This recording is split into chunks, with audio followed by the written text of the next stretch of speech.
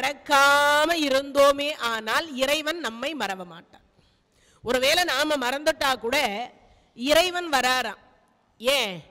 அந்த குழந்தையின் நினைவு தவறி இருக்கின்றது, நாமே போய் காட்சி கொடுக்கலாமேன்னு இறைவனே வராராம். அதுதான் உற்சவ மூர்த்தி. கருவறைக்கு போகணும்னு அவசியம் இல்லையா, இந்த ஊரை சுத்துற மூர்த்தி வந்து காட்சி கொடுத்துட்டு போறாராம்.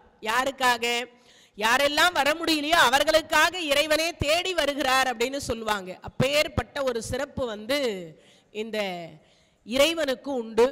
அதனால அதுவும் முருகப்பெருமான் மயில் மேல ஒரு செகண்ட்ல வருவார். சந்தான புஷ்ப பரிமள கிங்கினி முக சரண யுகல அமிர்த பிரபாகர சந்திரசேகர மூஷிக காரூட வெகுமோக சத்யப்பிரிய ஆலிங்கன சிந்தாமணி கலச கர கபோல திரியம்பக விநாயகன் சிவனை வலம் வரும் அளவில் உலகடைய நொடியில் வரும் சித்திர கலாப மயிலாம். ஒரே செகண்ட்ல வந்துருமா. அப்ப எவ்வளவு பாருங்க, பிள்ளையார் அம்மையப்பரை சுத்துறதுக்குள்ள ஒரு செகண்ட்ல நமக்கு உலகத்தை சுத்திட்டு வருவார்னா நம்ம கூப்பிட்டா எவ்வளவு சீக்கிரம் வருவாருன்னு பாருங்க. இப்பெல்லாம் பெத்த பிள்ளையே கூப்பிட்டா கூட வரேன் இருமா வரேன்னு தானே சொல்லிட்டு இருக்கேன், அதுக்குள்ள ஏமா கூப்பாடு போடுறீங்க. கட்டிக்கிட்ட மனைவியே கல்யாணம் ஆன புதுசுல கூப்பிட்டா வந்துடுவா பயந்துட்டு. அதுவே 10 வருஷம் போனா வர வர அப்படின்பா. 20 வருஷம் ஆயிடுச்சுன்னா என்ன உயிரை வாங்கிட்டு இருக்கீங்க அப்படின்பா. 30 வருஷம் ஆயிடுச்சுன்னா உங்க தொந்தரவு தாங்க முடியல, நல்லவங்களுக்கு எல்லாம் வருது அப்படின்பா. நல்ல பதிவிரதையா இருந்தா என்ன சொல்லுவா, உங்களுக்கு முன்னாடி நான் போயிடணும் அப்பதான் என் அருமை உங்களுக்கு தெரியும்பா. இதை சொல்லும் பொழுது கால போக போக மாறிக்கிட்டே இருக்கும்பாங்க அந்த அன்பு பாசம் எல்லாம். ஆனா இறைவன் மீது நாம குழந்தையிலிருந்து வைக்கக்கூடிய அன்பு எப்படியோ அதே போலதான் கடைசி வரைக்கும் அந்த அன்பு மாறாதான். ஏன்னா கணவன் மனைவி அப்பா அம்மா அண்ணன் தம்பி உற்றார் உறவினர் இது எல்லாமே காலப்போக்கில் அன்பு பாசம் எல்லாம் மாறிக்கிட்டே இருக்கும். ஒரு முறை வந்து நமக்கு குழந்தை மேல பாசம் இருக்கும், அதுக்கப்புறம் அது வளர வளர அந்த குழந்தையிலிருந்து அந்த குழந்தைக்கு குழந்தை பிறந்தா அது மேல தாவிடும் அந்த பாசம். ஆனா இறைவன் மேல அப்படி கிடையாது. இப்ப எப்படி வச்சுட்டு இருக்கோமோ அதே தான் கடைசி வரைக்கும். அதனால அந்த அன்பு என்கின்ற ஒன்று மாறாமல் இருக்கக்கூடிய இறை அருள் என்றைக்கும் உள்ளது. சரி, இது ஒரு முறை தான் வருதா அப்படின்னா இல்லை, 7 ஜென்மத்திற்கும் கூடவே வருமா. ஒரு ஜென்மத்துல வழிபாடு பண்ணிட்டீங்கன்னா 7 ஜென்மத்திற்கும் கூடவே வருமா. எது? இந்த இறை அருள்.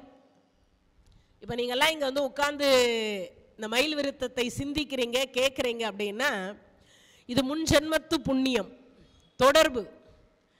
உங்களெல்லாம் யாருன்னே எனக்கு தெரியாது, என்னையும் யாருன்னு உங்களுக்கு தெரியாது.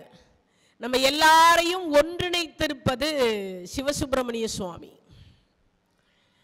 நீங்க எங்கேயோ பிறந்தீங்க, நான் எங்கேயோ பிறந்தேன். உங்க அனைவரையும் எனக்கு சந்திக்கக்கூடிய ஒரு வாய்ப்பு வந்து கொடுத்தது யாரான்னா முருகப்பெருமான். அப்போ அப்படி ஒரு தொடர்பு இப்ப நமக்கு இருக்கு. அதான் சொல்லுவாங்க விட்ட குறை தொட்ட குறைம்பாங்க. இந்த விட்டு போன குறை எதுன்னு கேட்டா பக்தியில கொஞ்சமா செலுத்தி மீது விட்டுட்டு தான் இப்ப தொடர்றோம் நம்ம எல்லாம். இந்த தொட்ட குறை அப்படின்னு சொல்லுவாங்க தெரியுமா, இந்த வழிபாடு செய்கிற பொழுது இந்த தொட்டு வணங்கி இருப்போம், முழுசா வணங்காம விட்டுருப்போம். ஏன்? பிரசாதம் கொடுக்குறாங்கன்னா அவசரமா போய் லைன்ல நின்று இருப்போம்.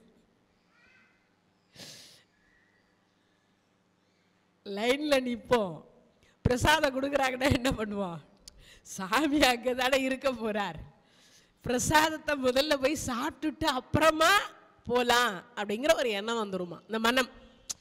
அதனால அந்த விட்ட குறை தொட்ட குறைன்னு சொல்லுவாங்க இல்லையா, அந்த இறைவனை வழிபாடு செய்வது விட்டு போன குறையும் தொட்டு வணங்கக்கூடிய குறையும், அந்த ரெண்டுத்தையும் சேர்த்து இந்த பிறவி கொடுத்திருக்கிறார். அரிதான பிறவி. அடுத்த பிறவி இப்பிறவி போனால் எப்பிறவி வாய்க்குமோ யாருக்கும் தெரியாது. புல்லாய் பூடாய் புடுவாய் பல்விருகமாய் பறவையாய் பாம்பாய் கல்லாய் மனிதராய் தேவராய் செல்லான் இன்றைய தாவர சங்கமத்துள் எல்லா பிறப்பும் பிறந்தலைத்தேன் எம்பெருமானே. எல்லா பிறப்பும் முடிஞ்சுட்டு நமக்கு மனித பிறவியை கொடுத்திருக்கிறார். அந்த மனித பிறவியில மட்டும்தான் இறைவனை வணங்கி வணங்கி வணங்கி ரிசர்வ் வங்கி, ஸ்டேட் பேங்க்கு, இந்தியன் பேங்க்கு, அப்புறம் எல்ஐசி பாலிசி, காரு, பங்களா, இதெல்லாம் எவ்வளவு சேர்க்கிறோமோ அது மாதிரி திருவருளை சேர்ப்பதற்குரிய பிறவி மனித பிறவி. நமக்கு மட்டும் சேர்த்துக்கிறோமான்னா இல்லை. ஒரு 7 7 7 அப்படி போகுதான்.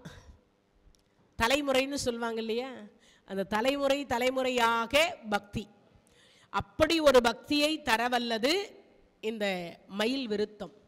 ஒரு ஜென்மத்தில் ஒரு அடியார் இந்த மயில் விருத்தத்தை படித்து விட்டால் 7 7 ஜென்மத்திற்கும் பின்தொடருமாம் முருகனுடைய திருவருள், முருகப்பெருமானுடைய கருணை, முருகப்பெருமானுடைய கந்தலோகத்தில் நமக்கு இடம்.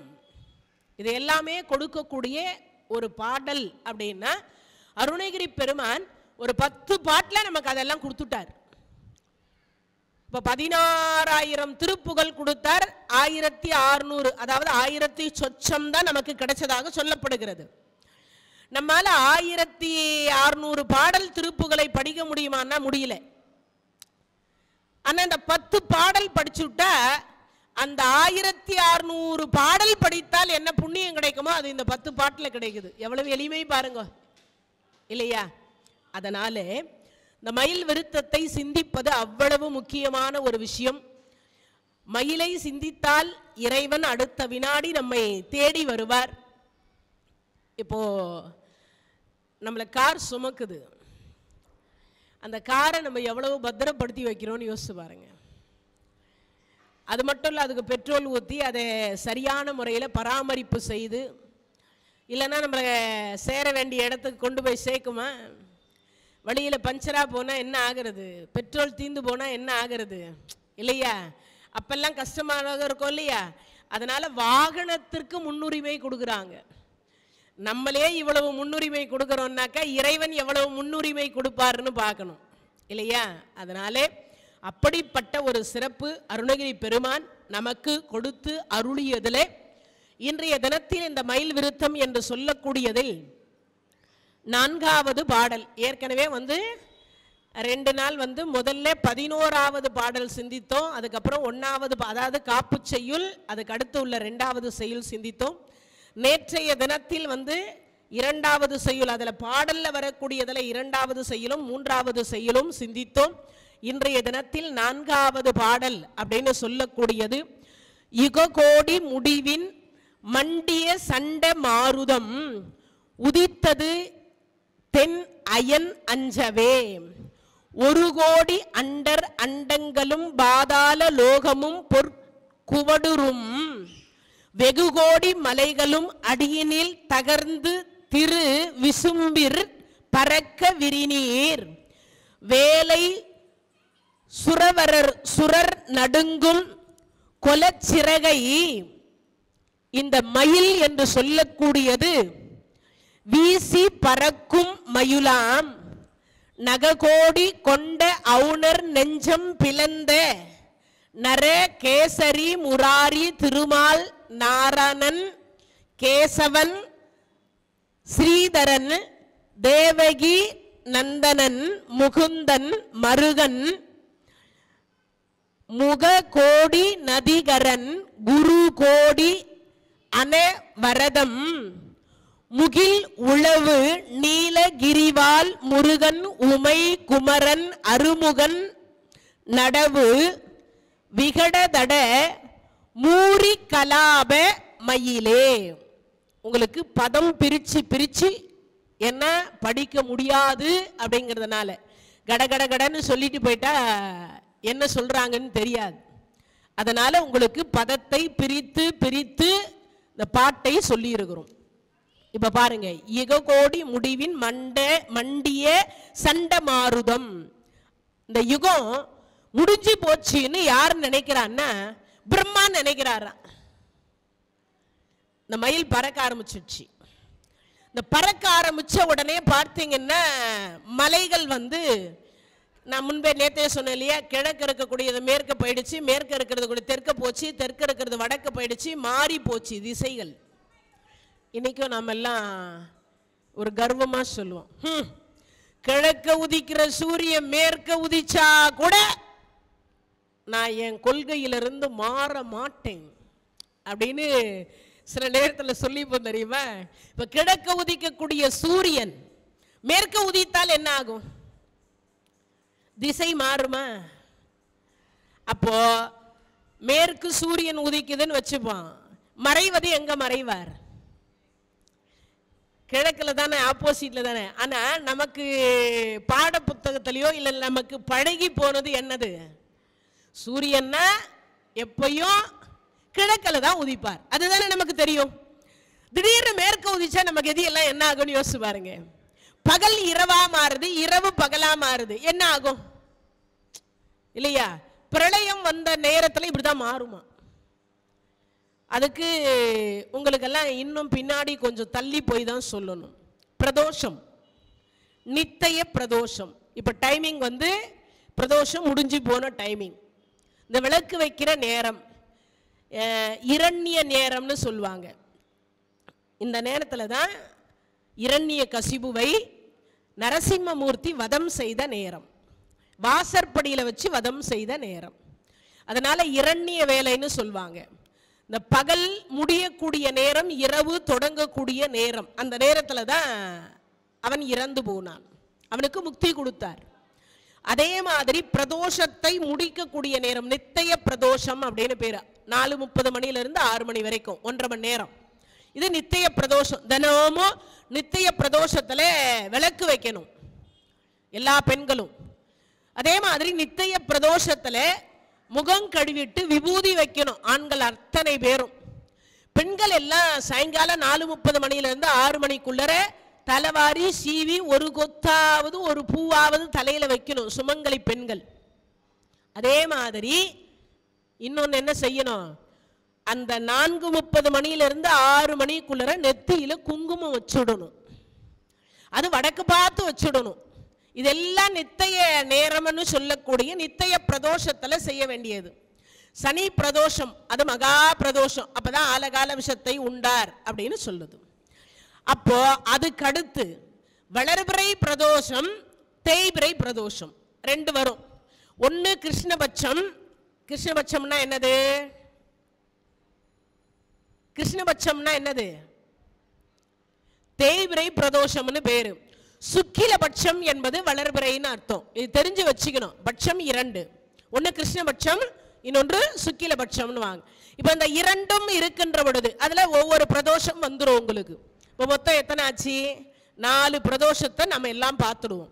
5ஆவதா ஒரு பிரதோஷம் வரும், அதுதான் பிரளய பிரதோஷம்னு சொல்லுவா. என்ன பிரதோஷம்? பிரளய பிரதோஷம். அப்ப அந்த பிரளய பிரதோஷம் என்கின்றது இப்ப வந்துட்டுதா? யார் நினைக்கிறா? நம்ம எல்லாம் படைத்து தலையெழுத்தை எழுதி கொண்டிருக்கக்கூடிய பிரம்மாவுக்கு சந்தேகம் வந்துடுச்சு. முடிஞ்சு போச்சா யுகம்? இல்லையே, கணக்கு பார்க்கிறார். எதை? யுகம் முடிஞ்சு போச்சா அப்படின்னு கணக்கு பார்க்கிறார். இப்ப இருக்கக்கூடிய பிரம்மா ரிட்டையர்மெண்ட் ஆனார்னா அடுத்து வர இருக்கக்கூடிய பிரம்மா ஆஞ்சநேய சுவாமிகள். யாரு? ஆஞ்சநேய சுவாமிகள். 5லே 1 பெற்றான், 5லே 1 தாவி, 5லே 1 ஆரியர்க்காக ஏகி, 5லே 1 பெற்ற அந்நங்கை கண்ட அயலாரூரில் 5லே 1 வைத்து அவன் எம்மை அழித்து காப்பான் அனுமானே. சிவபெருமானுடைய மறு அம்சம், ருத்ரருடைய மறு அம்சம் அடுத்த பிரம்மா அவர் தான். அப்போ இந்த பிரம்மா சிந்திக்கிறார், யுகம் முடிந்து விட்டதோ, ஐயோ படைக்கிற தொழில் போச்சே, நம்ம பதவி போச்சே. பதவி மேல உள்ள மோகம் யாரை விட்டது? உண்டா இல்லையா? பதவி மேல உள்ள மோகம் யாரை விட்டது? நம்மள விடுமா? ஒன்றும் இல்லை. உங்களுக்கு எல்லாம் ஒன்று சொல்கிறேன் பாருங்க. பஸ்ஸில் போயிட்டே இருப்போமா, கூட்டம் கொஞ்சம் நெரிசலாக இருக்கும்.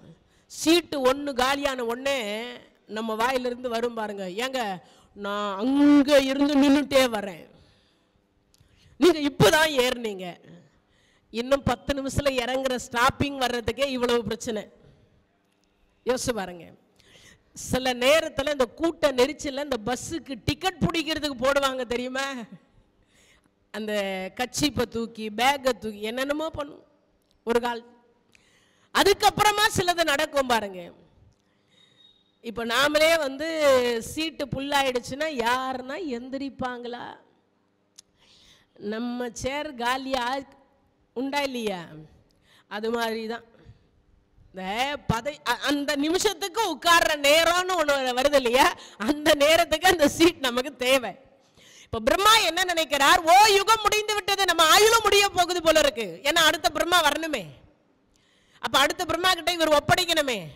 ஏன்னா பிரளயம் வந்துட்டதோன்னு அவர் நினைக்கிறார். யாரு? யுக கோடி முடிவின் மண்டிய சண்ட மாருதம் உதித்தது என் அயன் அஞ்சவே. நம்ம தலையெழுத்த யாரு எழுதுறா? அயன்னா பிரம்மான்னு அர்த்தம். அயன்னா பிரம்மான்னு அர்த்தம். மாதா உடல் சலித்தால் வல்வினையேன் கால் சலித்தேன் வேதாவும் கை சலித்து விட்டானே நாதா இருப்பையூர் வாழ் சிவனே இன்னும் ஓர் அன்னை கருப்பையூர் வாராமல் கா. பட்டினத்தார் சொல்றார். இந்த தலையெழுத்தை எழுதி எழுதி எழுதி எழுதி பிரம்மா கை சோர்ந்து போச்சான். ஆனா இங்க இருக்கிற இப்ப இருக்கிற பிரம்மா என்ன நினைக்கிறாரு? யுகமே இன்னும் முடியலையே, நம்ம பதவி பறி போயிடுமா, அதுக்குள்ள பிரளயம் வந்துடுச்சா அப்படின்னு நினைக்கிறாரா. அதனால இங்க சொல்லுகிற பொழுது அயன் அஞ்சவே 1 கோடி அண்டர் அண்டங்களும் 1 கோடி அண்டர் அண்டம். இவன் 108 அண்டத்தை தான் ஆண்டான். யார்? 1008 அண்டத்தை 108 யுகமாக தான் சூரபதமன் ஆண்டான். இந்த பூமிக்கு 1008 அண்டங்கள் இருக்கிறது. இந்த பூமிக்கு 1008 அண்டம். சூரியன் ஒரு 1008, சந்திரன் ஒரு 1008, குருவுக்கு ஒரு 1008. யோசிச்சு பாருங்க, ஒவ்வொரு அண்டங்கள் இவ்வளவு போனா எத்தனை அண்டங்கள் வரும்? அவன் சாதாரணமா ஒரு 1008 அண்டத்தை தான் ஆண்டான். அப்போ இங்க சொல்லுகிற பொழுது சொல்றார் 1 கோடி அண்டர் அண்டங்களும் பாதாள லோகமும் பொற்குவடுரும். இப்ப யோசிக்கிறாங்க, இந்த கீழே பூமியில் இருக்கக்கூடிய நாகங்கள், அஷ்ட நாகங்கள் எல்லாம் யோசிக்குதான். பிரளயம் வந்துட்டது போல இருக்கு, அஞ்சோ நாமெல்லாம் இனிமேல் எது மொத்த பேரும் மடிய போகிறோம். மரணம்ன்றத ஒண்ணு வந்துட்டா மனசுல பயம் வருமா வராதா? 100 வயது ஆகிறது நமக்கு. நீங்க இறந்து போயிடுங்கன்னு சொன்னா செத்து போயிடுமா? அப்பயும் ஆசை, ஐயோ இவ்வளத்தையும் விட்டுட்டு போகணுமா, இவ்வளோ பெரிய வீட்டை விட்டுட்டு போகணுமா, இவ்வளோ சேர்த்து வச்சுக்கிற விட்டுட்டு போகணுமா, இந்த காரு பங்களா, நம்ம பிள்ளைங்க மருமக பேரன் பேத்தி, அது மட்டும் இல்லாம சிவசுப்பிரமணிய சுவாமியை நான் பார்க்கவே முடியாதா? யோசிப்போமா இல்லையா? இன்னும் சில காலம் வாழணும்னு ஆசைப்படுவோமா, இல்லை இறைவா கூப்பிட்டுக்கொன்னு ஆசைப்படுவோமா?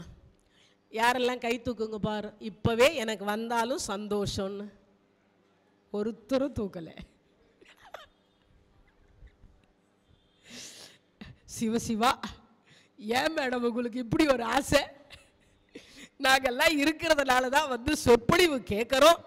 நீங்க திடீர்னு இப்படி ஒரு குண்டை தூக்கி போடுறீங்களே, இது நியாயமா? நாளிலிருந்து நாங்க சொற்பொழிவு கேட்க வேண்டாமா? அப்படி இல்லை, மரணத்தை எதிர்நோக்கி இருக்கணுமா.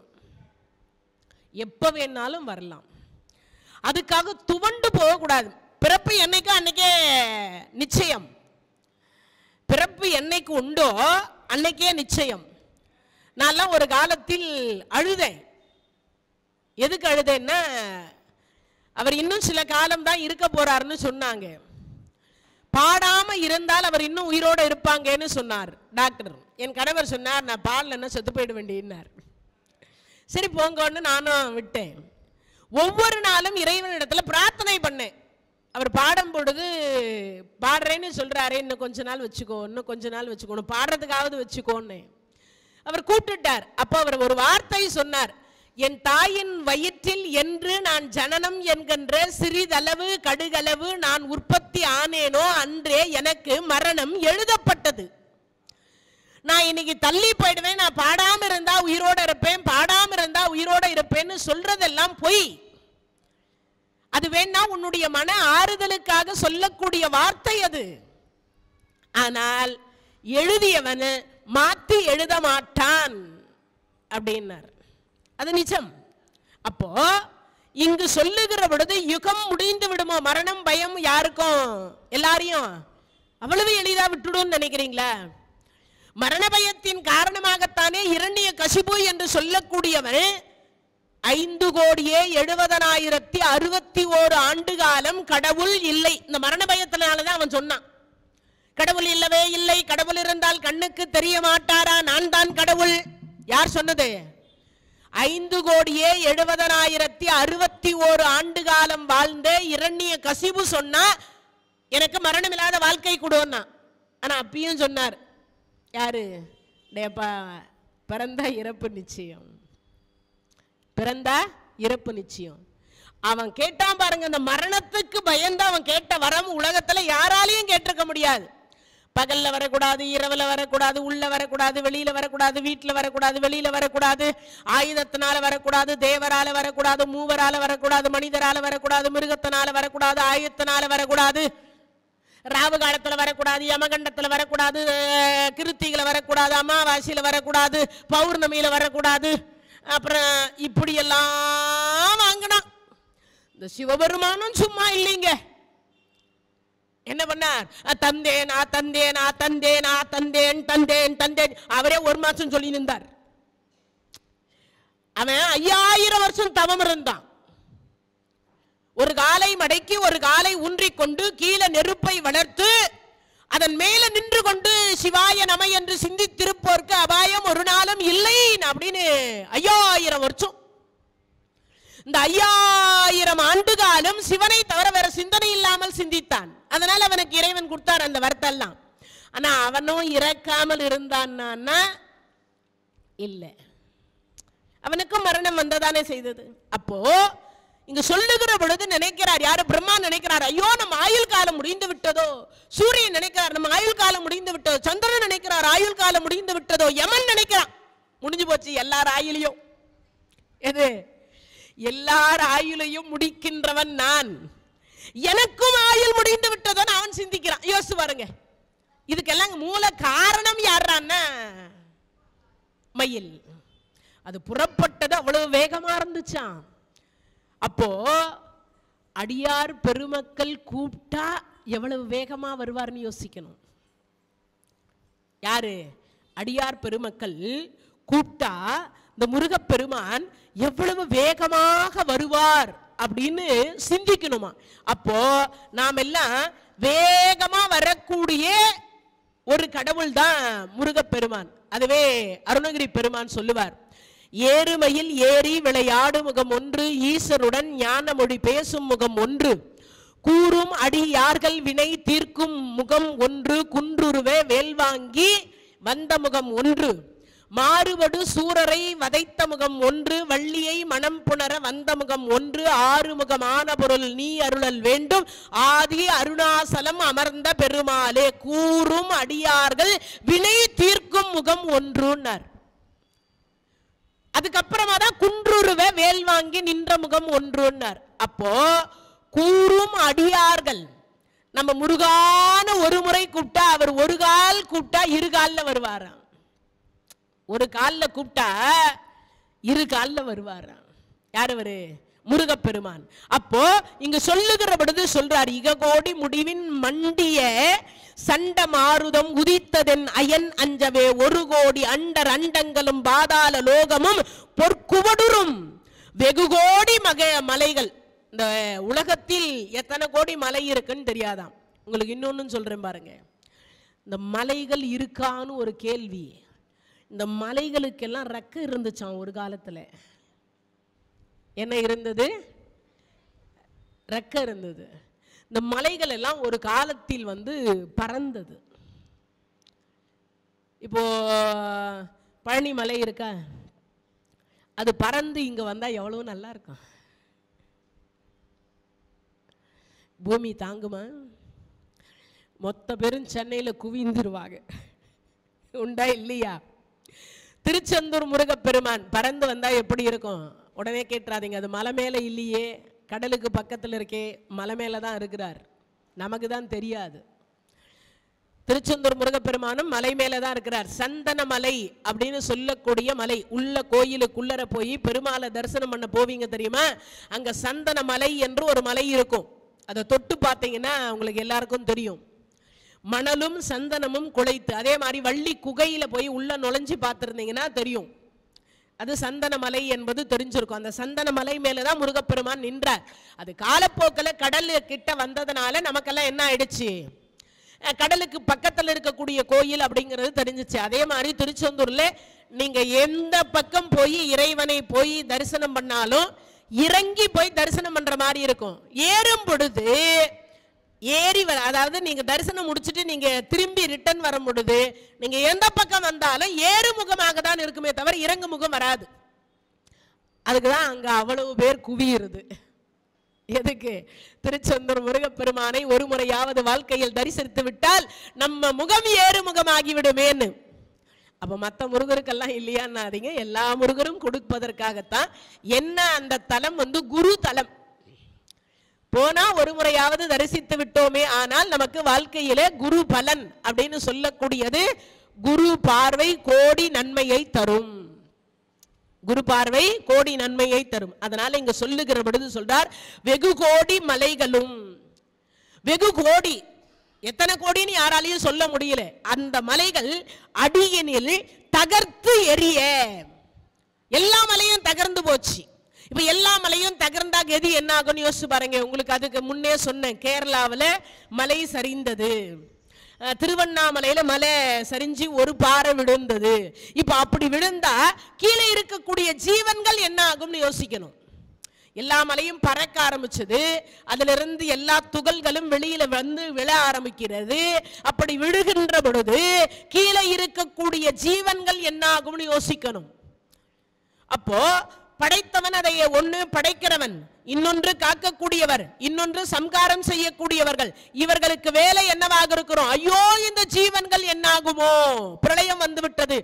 இப்ப என்ன இதுல ஒரு பெரிய விஷயம்னா, பிரளயம் வரக்கூடியது இந்த மும்மூர்த்திகளுக்கு தெரியும். அப்ப என்ன பண்ணுவார்? ஒவ்வொரு அணுவில், மனிதர்கிட்ட இருந்து ஒரு அணு, தேவர்கிட்ட இருந்து ஒரு அணு, மீன்கள் கிட்ட இருந்து, மாடுகள் கிட்ட இருந்து, எறும்பு, புல்லு, பூரா, இந்த எல்லா ஜீவன்கள் சொல்றோம் இல்லையா, 84 லட்சம் யோனி பேதம். இந்த 84 லட்சம் யோனி பேதத்தின் இடத்திலிருந்தும் அதனுடைய யோனி என்று சொல்லக்கூடியதை எடுத்து சேஃப்டி பண்ணிப்பா. அதுதான் விதை. என்ன விதை? விதைன்னு ஒன்று இருந்தால் தானே மரம் வரும், செடி வரும், கொடி வரும். விதை இல்லாத ஒரே ஒரு மரம் யாருக்கும் தெரியலையா? அதாங்க தினமும் அங்க வச்சு படைப்பீங்களே, எங்க வெத்தலை பாக்கு மேல அப்படி 2 வைப்பீங்களே, வாழை மரம், அதுக்கு விதை உண்டா? இருக்கா? வாழை மரத்துக்கு விதை உண்டு? இல்லை, நான் கேள்விப்படலை, அதான் கேட்டேன். வாழை மரத்துக்கு விதை உண்டா? ஆனா அப்ப முதல்ல வாழை மரம் எப்படி வந்திருக்கும் தெரியல. அப்ப அது இறைவன் படைப்பு தானே.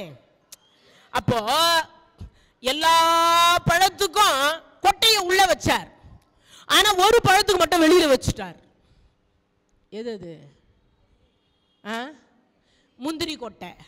இன்னைக்கும் திட்டும் போது வார்த்தை என்ன சொல்லி திட்டுறான்? முந்திரி கொட்டை மாதிரி ஏன் முன்னாடி போறேன்?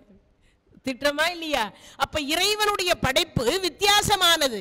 இப்ப படைக்கிறது எதுக்காக அப்படின்னா, இந்த யோனிகளை எடுத்து இவர் சேஃப்டி பண்ணி வச்சிருக்கணும். யாரு? சிவபெருமான். அதை காப்பாற்றுற கடவுள் யாரான்னு கேட்டா திருமால். ஆளிலையில போய் கடலுக்கு நடுவே அவர் தான் குழந்தை ரூபத்துல ஆளிலையில இந்த 84 லட்சம் யோனி வேதத்தையும் அவர் சேமிப்பு பண்ணி அதை பாதுகாத்து வைக்கணும். அதனாலதான் அவருக்கு காக்கும் கடவுள்னு பேரு. எப்ப காப்பாற்றணும்? பிரளய காலத்தின் பொழுது ஆளிலையில் பள்ளி கொண்டு அந்த அலை வந்தா தாங்கி பிடிக்கக்கூடிய வலிமை அவர்கிட்ட மட்டும்தான் உண்டு, வேற யாருக்கிட்டையும் கிடையாது. அதனாலதான் அங்க சேஃப்டி பண்ணி அப்படி வச்சுட்டு பத்திரமா. அது சிவபெருமான் 84 லட்சம் யோனி பேதம் சேகரிச்சாச்சா? ஆச்சு. திருமால் வைத்துக் கொண்டாயா? வைத்துக் கொண்டேன். பிரளய காலம் நெருங்கிக் கொண்டிருக்கிறது, நீ பத்திரமாக இரு. யார் சொல்லுவா? சிவபெருமான் சொல்லுவார். அப்போ சிவபெருமான் என்ன, சிவபெருமானும் அந்த நேரத்தில் என்ன பண்ணுவார்னா, எல்லா ஜீவன்களும் அவருக்குள்ள ஐக்கியமாகும். 84 லட்சம் யோனி பேதமும் பிரளய காலத்தில் லிங்கோத்பவர், திருவண்ணாமலை தலம் இருக்கு இல்லையா, அந்த திருவண்ணாமலை தலத்தில் போய் லிங்கோத்பவர் என்று சொல்லக்கூடிய அந்த சிவபெருமானிடத்தில் போய் ஐக்கியமாகும், ஒடுங்கும். அண்ட சராசரங்கள் எல்லாம் ஒடுங்கும். அப்படி ஒடுங்கக்கூடிய வேலையை, ஒடுக்கக்கூடிய வேலையை சிவபெருமான் செய்வார். அந்த நேரத்தில் இந்த 84 லட்சம் யோனி பேதத்தையும் பாதுகாக்கிறதுக்கு யாரான்னு கேட்டா திருமால். அதனாலதான் அவர் காக்கும் கடவுள்னு பேரு. இப்போ இந்த பிரம்மா நினைக்கிறார், இந்த சிவபெருமானும் நம்ம கிட்ட சொல்லலையே, இந்த நாராயணரும் நம்ம கிட்ட சொல்லலையே, யுகம் முடிஞ்சு போச்சா? என்ன, மலைகள் தகர்த்து எரியப்படுகிறது, ஜீவன்கள் இங்கேயும் அங்கேயும் ஓடுறாங்க. இவங்கெல்லாம் ஓடினா கூட பரவாயில்ல, இவங்கெல்லாம் ஓடினா பரவாயில்ல, 33 கோடி தேவர்கள் ஓட ஆரம்பிச்சுட்டாங்க. பிரளயம் வந்துருச்சு, பிரளயம் வந்துருச்சு, பிரளயம் வந்துருச்சுன்னு இப்படி எல்லாம் ஓட ஆரம்பிச்சா கதி என்ன ஆகுன்னு யோசிச்சு பாருங்க. சுனாமி வருது, சுனாமி வருதுன்னு 2004 நினைக்கிறேன், 2004 எல்லா வீட்டை விட்டுட்டு ஓட ஆரம்பிச்சோம். நான் இருக்கிறது ஈசிஆர்ல. அந்த பக்கம் இருந்து இந்த பக்கம் வந்துருச்சுட்டாங்க. பனைமர அளவு உயரம் வந்துருச்சு. நம்ம ஆட்களுக்கு சொல்லவே வேண்டாம். சரி வருதான்னு பார்க்கலான்னு சில அந்த கடலுக்கு ஒரு 1/2 கிலோமீட்டர் டிஸ்டன்ஸுக்கு நாங்கள் போகிறோம். எல்லாம் திபு திபு திபுன்னு மூட்டையை முடிச்சு கட்டிட்டு இருக்கிறதெல்லாம் தலையில் தூக்கி வச்சுட்டு ஓட்ட ஓட்டமா ஓடி எல்லாம் வருது. பணமத்து தாண்டி ரோட்டே தாண்டிடுச்சிங்க. இதுக்கப்புறம் வந்துச்சுன்னா இந்த இடம்லாம் மூழ்கி போயிடுங்க. ஏங்க நீங்க இங்க வர்றீங்க, போங்க. எங்க வீட்டுக்கார் சும்மா இல்லை, நீ வரையா இல்லையா, நீ வரையா இல்லையா. ஏங்க அந்த ரோடை தாண்டி இந்த பக்கம் வந்தாதாங்க வரும். அது அவ்வளவு சீக்கிரம் வராதுங்க, பில்டிங் நிறைய இருக்கு, அவ்வளவு எளிதாலாம் வர்றதுக்கு வாய்ப்பு இல்லை. அது மட்டும் இல்லை, வாழ வைக்கக்கூடிய சென்னை அவ்வளவு எளிதா அழிச்சிடாது, அதுக்கு இன்னும் காலம் இருக்கு. படிச்சு நீங்க இப்படி சொல்லக்கூடாது. 2 பிள்ளைய வண்டியில கூப்பிட்டு உட்கார வச்சுட்டு போயிட்டார். நீ வந்தாவா, வரலன்னா போ. அப்ப நான் கேட்டேன், நான் இல்லாம வாழ்ந்துறேன், எனக்கு 2 இருக்கு, நான் வாழ்ந்துவேன். ஆமாங்க போயிட்டார். எங்க நீலாங்கரையில இருந்து அவர் பெருங்குடிக்கு கூட்டிட்டு போயிட்டார். அவங்க ஃப்ரெண்டு வீடு இருக்கு, அது ரொம்ப 4 மாடி இருக்கு, நான் 4 மாடியில போய் ஏறிப்பேன்னு போயிட்டார்.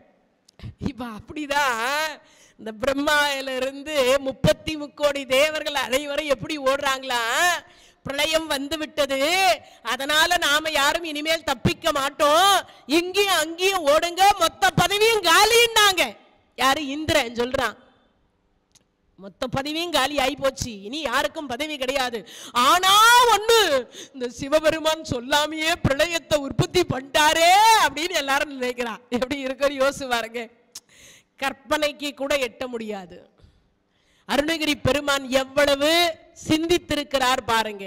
அருணகிரி பெருமான் சிந்தித்தாரோ இல்லையோ, அந்த மயிலினுடைய வேகம் அவ்வளவு வேகமாக இருந்த ஒரு காரணத்தை இந்த பாட்டின் மூலியமாக உலகிற்கு உணர்த்தி காட்டி இருக்கிறார்.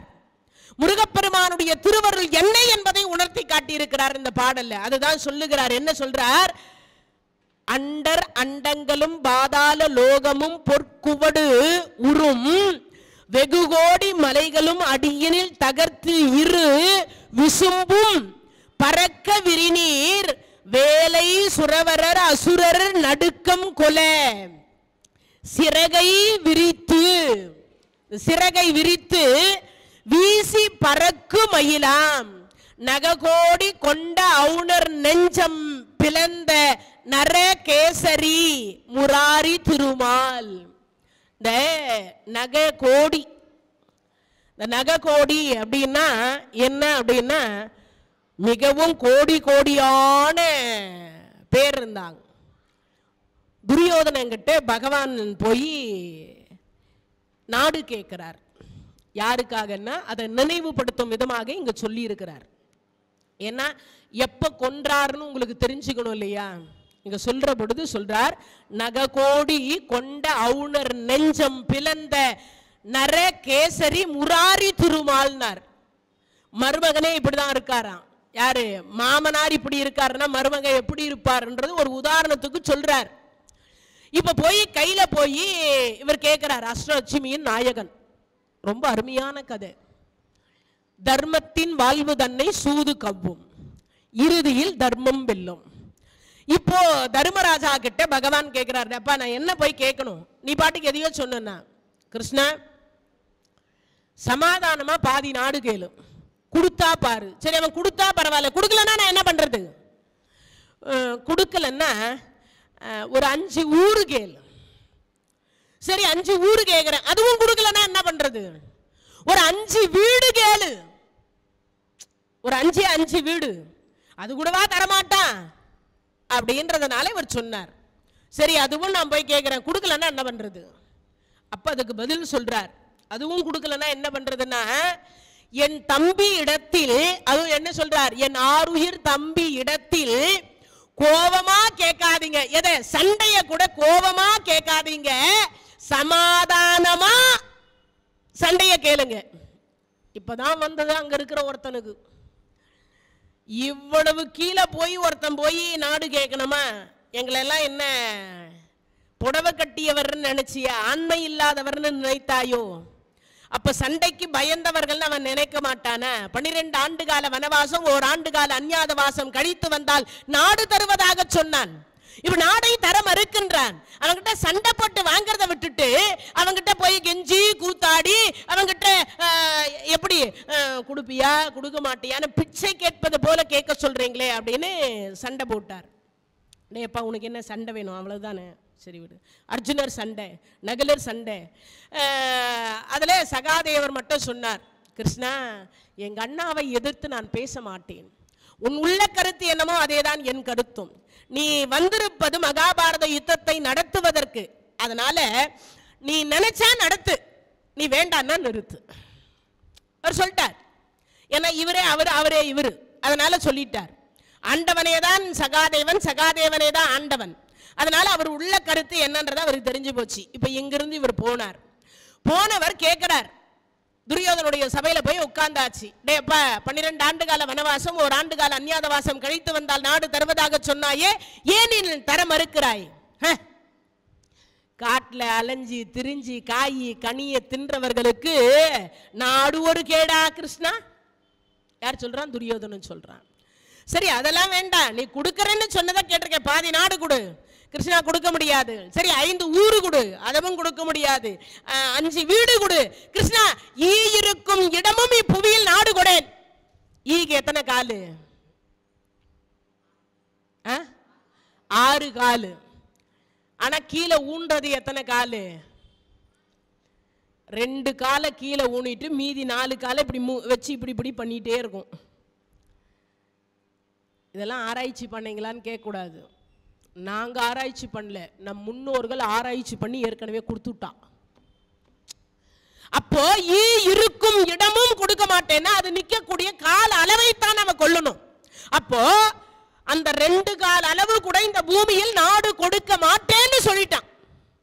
இப்ப சிந்தித்து பாருங்க எவ்வளவு கொடுமை அப்படின்னு. இப்போ அப்படியா மகாபாரத யுத்தத்திற்கு ஆயத்தமா? ஆமா. சத்தியமண்ணு இவன் சொல்லிட்டான். போயும் கேவலம் எடையன் மடையன் திருட்டு கிருஷ்ணன் கடஞ்ச வெண்ணைக்கு 1000 பொய்யை சொல்லக்கூடியவன். இவன் கையில என் கை படுவதா? ராஜாதி ராஜராஜ மார்த்தாண்ட ராஜ குலோத்துங்க வணங்காமுடி சேகர துரியோதன மகாராஜா. என் கை போய் இவன் கையில படுறதா? இவன் எடையன். இவனை எடையன்றானே, இவன் யார் வீட்டுல பொண்ணு கட்டி இருந்தான் தெரியுமா? இந்த எடைய மூட்டு பொண்ணதான் அவன் கட்டுங்கிறான். பலராமருடைய மகள் பானுமதியைத்தான் துரியோதனன் கல்யாணம் பண்ணின்னு இருக்க. அப்ப என்ன வேணும் பகவான்? சின்ன மாமனார். என்ன மாமனார்? சின்ன மாமனார். யோசிச்சு பாருங்க, அப்பேற்பட்ட சின்ன மாமனாரை இவனே சொல்றான் எடையான்றான். பகவான் பார்த்தார், அப்படியா? அப்ப மகாபாரத யுத்தம்? ஆமாம், மகாபாரத யுத்தத்திற்கு தான் ஆயத்தமாகிறேன். சரி போயிட்டார். இந்த ராத்திரி ஒரு மீட்டிங் நடக்குது. அதை தான் இங்க நினைவுபடுத்தி சொல்றார். இரவோடு இரவா ஒரு மீட்டிங் போடுறாங்க. அப்ப என்ன, உலகத்துல துரியோதனுக்கு வாய்ச்ச அப்ப மாதிரியே எல்லா பிள்ளைங்களுக்கும் அப்பம் வாய்க்கணும். என்ன மேடம் அப்படி சொல்றீங்க? ஆமா, அவன் சொல்லி கொடுக்குறான். நல்லா கேளுங்க கதையை. துரியோதனா வந்தானே, என்ன சொன்ன? ஈ இருக்கும் இடமும் புவியில் தரமாட்டேன்னு சொல்லிட்டேன்பா. ஷபாஷ் ஷபாஷ் ஷபாஷ், நல்லா சொல்லி இருக்கே. அப்புறம் கிருஷ்ணன் தனியா தான்ப்பா வந்திருக்கிறான். அப்படியா? இப்ப என்ன பண்றேன்னா, நாளைக்கு அவனை விருந்துக்கு கூப்பிடுற மாதிரி கூப்பிட்டு ஒரு பொய்யான ஆசனத்தை பண்ணி, அந்த பொய்யான ஆசனத்துக்கு மேல அவனை உட்கார வச்சு கீழே ஒரு 47 லட்சம் பேர், எவ்வளவு அசுரர்கள், எச்சர்கள், மல்லர்கள், எவ்வளவு பேர் யோசிச்சு பாருங்க. 47 லட்சம் பேர் இந்த ஒரு சேருக்கு அடியில் நிக்க வச்சுட்டான், பள்ளத்தை தோண்டி. இரவோடு இரவா இந்த ஒரு சேர் பண்றதுக்கு 1 கோடி கொடுத்தான். நல்லபடியா சேர் பண்றதுக்கு இல்லைங்க, கிருஷ்ணர் உட்கார்ந்த உடனே அந்த சேர் முறிஞ்சி அவன் உள்ள போகணும். அந்த எச்சர்கள், மல்லர்கள், அரக்கர்கள் என்று சொல்லக்கூடியவர்கள் இந்த கிருஷ்ணனை கொன்றுவிட வேண்டும். ஒரு செகண்ட்ல அந்த சேர் முறிஞ்சி விழணும். சேர் முறிஞ்சி விழலன்னா சேர் பண்ணவனுடைய வீடு நெருப்பு வச்சிருவான். எப்படி இருக்கும்னு யோசிச்சு பாருங்க. அது கீழே விழுந்தாலும் ஆபத்து, அது முறிஞ்சி போகலன்னாலும் ஆபத்து. இப்போ சேர் பண்றவன் நிலைமை என்ன இருக்கும்னு யோசிச்சு பாருங்க. அப்போ முடிஞ்சு போச்சு. மறுநாள் வந்தாச்சு. அப்ப சொல்லி கொடுக்குறான் என்னன்னு, அந்த கிருஷ்ணனை கொன்றுவிடு. கடவுளுக்கு பள்ளம் வெட்டின ஒரே ஒருத்தன் யாரான்னா திருதராஷ்டிரனும் அவன் பிள்ளை துரியோதனனும். இப்ப புரிஞ்சிருக்கும்னு நினைக்கிறேன். இந்த மாதிரி ஒரு அப்பன் இருந்தா உலகத்துல எல்லா பிள்ளைங்களும் எவ்வளவு நல்ல பிள்ளைகளா இருப்பாங்கல்ல. நல்ல பிள்ளைங்களாவா இருப்பாங்க. ஒரு அப்பன் பிள்ளை தவறு செய்தால் திருத்தணும். பக்கத்துல கடைசி பிள்ளை 100ல் 1 இன்னைக்கும் சொல்வீங்க இல்லையா, 100ல் ஒரு வார்த்தை சொன்னான், 100ல் ஒரு வார்த்தை சொன்னான். அந்த 100 பேர்ல ஒருவனாக இருந்த கடைசி பிள்ளை விகர்ணன் சொன்னான், பாவிங்களே நீங்க அழிஞ்சு போடுவீங்கடா. பக்கத்துல உட்கார்ந்துக்கிற அப்பன் பக்கத்துல உட்கார்ந்து இருக்கிறான். அந்த பையன் சொல்றான், நீங்க எல்லாம் அழிந்து போய்விடுங்கள், நீ எல்லாம் ஒரு தந்தையா? பிள்ளைகளுக்கு நீயே சுடுகாட்டுக்கு வழி அனுப்பி வைக்கிறாயே, கடவுளுக்கு பள்ளம் வெட்டுகிறீர்களே, உங்களுக்கு சேர்த்தாம வெட்ட போறான் பள்ளம். யார் சொன்னா? விகர்ணன் சொன்னான். 100ல் 1. அவன் தான் நீதியை தவறாமல் நடந்தவன். நீதி தவறாமல் நடந்த ஒரே ஒரு பிள்ளை யாருன்னா விகர்ணன். இவனை யார் இங்க பஞ்சாயத்துக்கு கூப்பிட்டா, யார் இவனை பேச சொன்னா? அவன் சொல்றது யாரும் அன்னைக்கு கேட்கல. அவன் சொல்றதே அன்னைக்கு யாரும் கேட்கல. நல்லது சொன்னா இப்ப யார் கேட்கறா? நாம பெத்ததே கேட்க மாட்டேங்குது, அப்புறம் மற்றவா எப்படி கேட்பா? உண்டா இல்லையா? மா சும்மா இருமா, எப்போ பார்த்தாலும் சாமி கும்பிடு சாமி கும்பிடு, நெத்தில விபூதி வை, சந்தனம் வை, எங்கடா போற செல்போன் பார்க்காத, டிவி பார்க்காத, ஒரே தொந்தரவா போச்சு. இந்த பெருசுங்க தொந்தரவு தாங்க முடியல. ஒரு பையன் பஸ்ல பேசின்னு வரான். ஒரு மாதம் இருக்கும்னு நினைக்கிறேன். டேய் மச்சான்னா, என்னடா, இந்த பெருசுங்களை எல்லாம் கொண்டு போய் எங்கேயாவது ஒரு தனி நாட்டில் கொண்டு போய் விட்டுட்டு வந்துட்டா எப்படா இருக்கும்? அப்படி இருந்தால் ரொம்ப நல்லா தாண்டா இருக்கும். அட்வைஸ்ன்ற பேரில் கொள்றாங்கடா. 2 பேரும் பேசிட்டு வராங்க. நான் சொன்னேன், யார்ப்பா உனக்கு அவ்வளவு அட்வைஸ் பண்ணுறான்னா? அதை ஏன் ஆண்டி கேட்குறீங்க? அப்பான்ற பேரில் ஒருத்தர் இருக்கார், அம்மான்ற பேரில் ஒருத்தி இருக்கா. அதை விட இவங்க 2 பேரையும் சமாளிச்சிடலாம். அதுக்கப்புறம் ஒன்று சொன்னான் பாருங்க, இந்த வெத்தலை பாக்கு போட்டு ஒன்று இடிச்சுக்கிட்டே ஒன்று எங்க பாட்டின்னு ஒன்று உட்கார்ந்து இருக்குது. எங்க அப்பாவை 10 மாசம் சுமந்து பெத்ததுன்னு, அது இம்சம் தாங்க முடியல அப்படின்றா. அவதான் நான் சொன்னேன், பெருசுகள் எல்லாம் கொண்டு போய் ஒரு நாட்டில் கடத்தி நாடு கடத்தணுமா? அவன் எவ்வளவு யோசிக்கிறான்னு பாருங்க. அப்போ இங்கு சொல்லுகிற பொழுது அவ்வளவு பேரையும் இங்க பெரியவர் திருத்தணுமா இல்லையா? பிள்ளை தவறு செய்கிறான். இப்ப என்ன சொல்லணும்? டே, கடவுளுக்கு பள்ளம் வெட்டக்கூடாது. 5 ஊர் கொடுப்பதனால உனக்கு என்ன கெட்டு போயிடுவே? 5 வீடு கொடுப்பதனால நீ என்ன விட்டு கொடுக்க போகிற? விட்டு கொடுத்து போனா கெட்டு போக மாட்டோம் என்பது தெரியாதா? பிள்ளைக்கு சொல்லி கொடுக்கணுமா இல்லையா? அவன் சொல்றான், ஆண்டு அனுபவிச்சதை கொடுக்காதே. இப்ப 47 லட்சம் பேர் நிக்க வச்சாச்சு. பொழுது விடியுது. பகவானை கூப்பிட்டாங்க விருந்துக்கு. பகவான் வருகிறார். வந்தவரை கொண்டு போய் அந்த பொய்யான ஆசனத்துல உட்கார வச்சாச்சு. உட்கார வச்ச உடனே எல்லாரையும் ஒரு பார்வை பார்க்கிறார் பகவான். நீங்கள்லாம் கூட பகவான் யாரு முருகனை நீங்க பார்க்குறீங்களோ இல்லையோ, அவரு நம்மளை பார்க்கணும். அப்பதான் நமக்கு கருணை. அதனால தினமும் அவரை பார்த்துட்டே இருங்க. என்னைக்காவது ஒரு நாள் அவர் நம்மளை பார்த்துருவார். என்னைக்காவது ஒரு நாள் அவர் நம்மளை பார்ப்பார். என்னைக்கு அவர் கண் விழிக்கிறாரோ அன்னைக்கு நம்மளை பார்ப்பார். அதனால தினமும் மிஸ் பண்ணாம பார்த்தணும் ஏதாவது ஒரு கடவுளை. இப்போ பகவான் எல்லாரையும் பார்க்கிறார். ஏன் பார்க்கிறாருன்னா, இந்த பள்ளம் வெட்டினானுங்களே, யார் யாருக்கு இதுல சம்பந்தங்குது பார்க்கணுமா இல்லையா? கடவுளுக்கே பள்ளம் வெட்டுறதுக்கு யார் யாரெல்லாம் உறுதுணையாக இருந்திருக்கிறார்கள் அதை யோசிக்கணுமா இல்லையா? அதனால பார்க்கிறார். கர்ணன் சொன்னான், கிருஷ்ணா, இதுக்கும் எனக்கும் சம்பந்தம் இல்லை, என்ன மன்னிச்சிரு, உனக்கும் பள்ளம் வெட்டி இருக்கிறாங்க. எது? அவன் ஒரு பக்கம் தலை குனிஞ்சு பார்க்கிறான். அந்த பக்கம் யாரு? துரியோதனுடைய 99 டிக்கெட்டு, அதுல 100வது மட்டும் கிருஷ்ணா முகுந்தா பச்சை வண்ணா கர்வண்ணா கமலக்கண்ணா ஜனார்த்தனா கருடவாகனா. கீழே பல்ல வட்டிக்கிறாங்க, நிறைய பேரை நிக்க வச்சுக்கிறாங்க, எப்படியாவது தப்பிச்சுக்கோ. எது? விக்கர்ண. அவன் மட்டும். சகுனி என்ன நினைக்கிறான்? கிருஷ்ணா முகுந்தா, கொடுக்க கூடாதவனா நான் எப்படியும் கொடுக்க வேண்டான்னு தடுத்துட்டேன். ஆனா ஒண்ணு, உன் பாதத்தினாலதான் செத்து போகணும்னு வரம் வாங்கி ஒரு 47 லட்சம் பேர் இருக்கான். அவனை அந்த யுத்தத்துக்கு இந்த துரியோதனை கொண்டு வந்தான்னா பாண்டவர்களுக்கு தோல்வி வரும், துரியோதனை வெற்றி வரும். அதனால வந்ததுதான் வந்தவங்க சில நேரத்தை யார நீ வந்ததுதான் வந்த, இவங்களை அத்தனை பேரையும் என்ன பண்ணு, சமாதி ஆக்கிட்டு போயிடு. அதுக்காக தான் நான் பள்ளம் வெட்டி இந்த 47 லட்சம் பேரையும் கீழே நிக்க வச்சுக்கிறேன். சேரு மிதிக்கிற மாதிரி மிதிச்சே கொன்னுடு அப்படின்னு நிக்க வச்சுக்கிறாராம். இப்ப நிக்க வச்சாச்சு எல்லாம். இப்போ துரியோதனை என்ன நினைக்கிறான்? அவன் நினைக்கிறான், இந்த படும்பாவி சேர் பண்றதுக்கு 1 கோடி வாங்கணும், உட்கார்ந்த உடனே முறிஞ்சு விடும்னு பார்த்தா உட்கார்ந்து 1 நிமிஷம் முழுசா ஆக போகுது, இன்னும் இந்த சேர் முறியலையே, எவன்டா அவன் சேர் பண்ணவனை கூப்பிடு, அவன் வீட்டுக்கு நெருப்பு வையின்னு சொல்லலான்றான். அந்த நேரம் பார்த்து இப்ப என்ன, நான் உள்ள போகணும்னு இவன் பிரார்த்தனை பண்ணல, சேர் முறியில சேர் முறியில சேர் முறியிலன்னு தானே இவன் பிரார்த்தனை பண்றான். அந்த சேர முறிய வச்சுட்டா போச்சுன்னு பகவான் பார்த்தார். நான் எப்படி உட்கார்ந்துருக்கேன்னா இப்படி உட்கார்ந்தார். அவர் அப்படியே தான் உட்கார்ந்துருக்கிறார். இந்த சேர் மட்டும் கீழே போயிடுச்சு, முறிஞ்சி. 8 லட்சுமிக்கு வீட்டுக்கார் கருட பகவான் கீழே தாங்கி பிடிக்க மாட்டாரா? இன்னொரு விஷயம் அதுல இருக்கு. இந்த பூமி மாதா வேற யார ஒரு பொண்டாட்டி, ஸ்ரீதேவி, பூதேவி, நீலாதேவி, 3 மனைவிமார்கள் இல்ல. இந்த பூமி மாதா யாரு?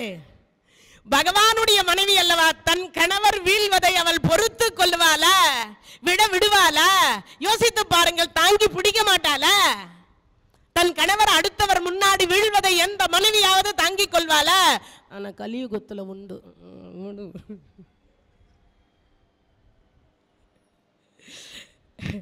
கலியுக சாவித்திரின்னு ஒரு அம்மா, வீட்டுக்காரி இறந்து போயிட்டார். சமாதியை விசிறி வச்சு விசிறின்னு இருந்தாலாம். எதை? சமாதியே. அப்படி போறவங்க வர்றவங்க எல்லாம் பார்த்தாங்க. அதுல ஒரு பெரியவர் போய் கேட்டார், அம்மா, இப்பேற்பட்ட புண்ணியவதியை விட்டுட்டு போறதுக்கு அந்த மனுஷனுக்கு எப்படி மனசு வந்தது? அந்த யமனுக்கு இரக்கம் இல்லையா?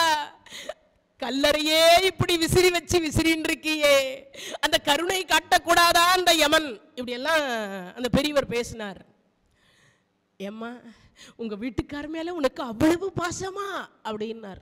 அந்த அம்மா சொல்லுச்சு, அட நீங்க ஒண்ணு இந்த மனுஷன் போறதும் போனாரு, கடைசி ஆச்சேன்னு சொல்லிட்டு போயிட்டாரு.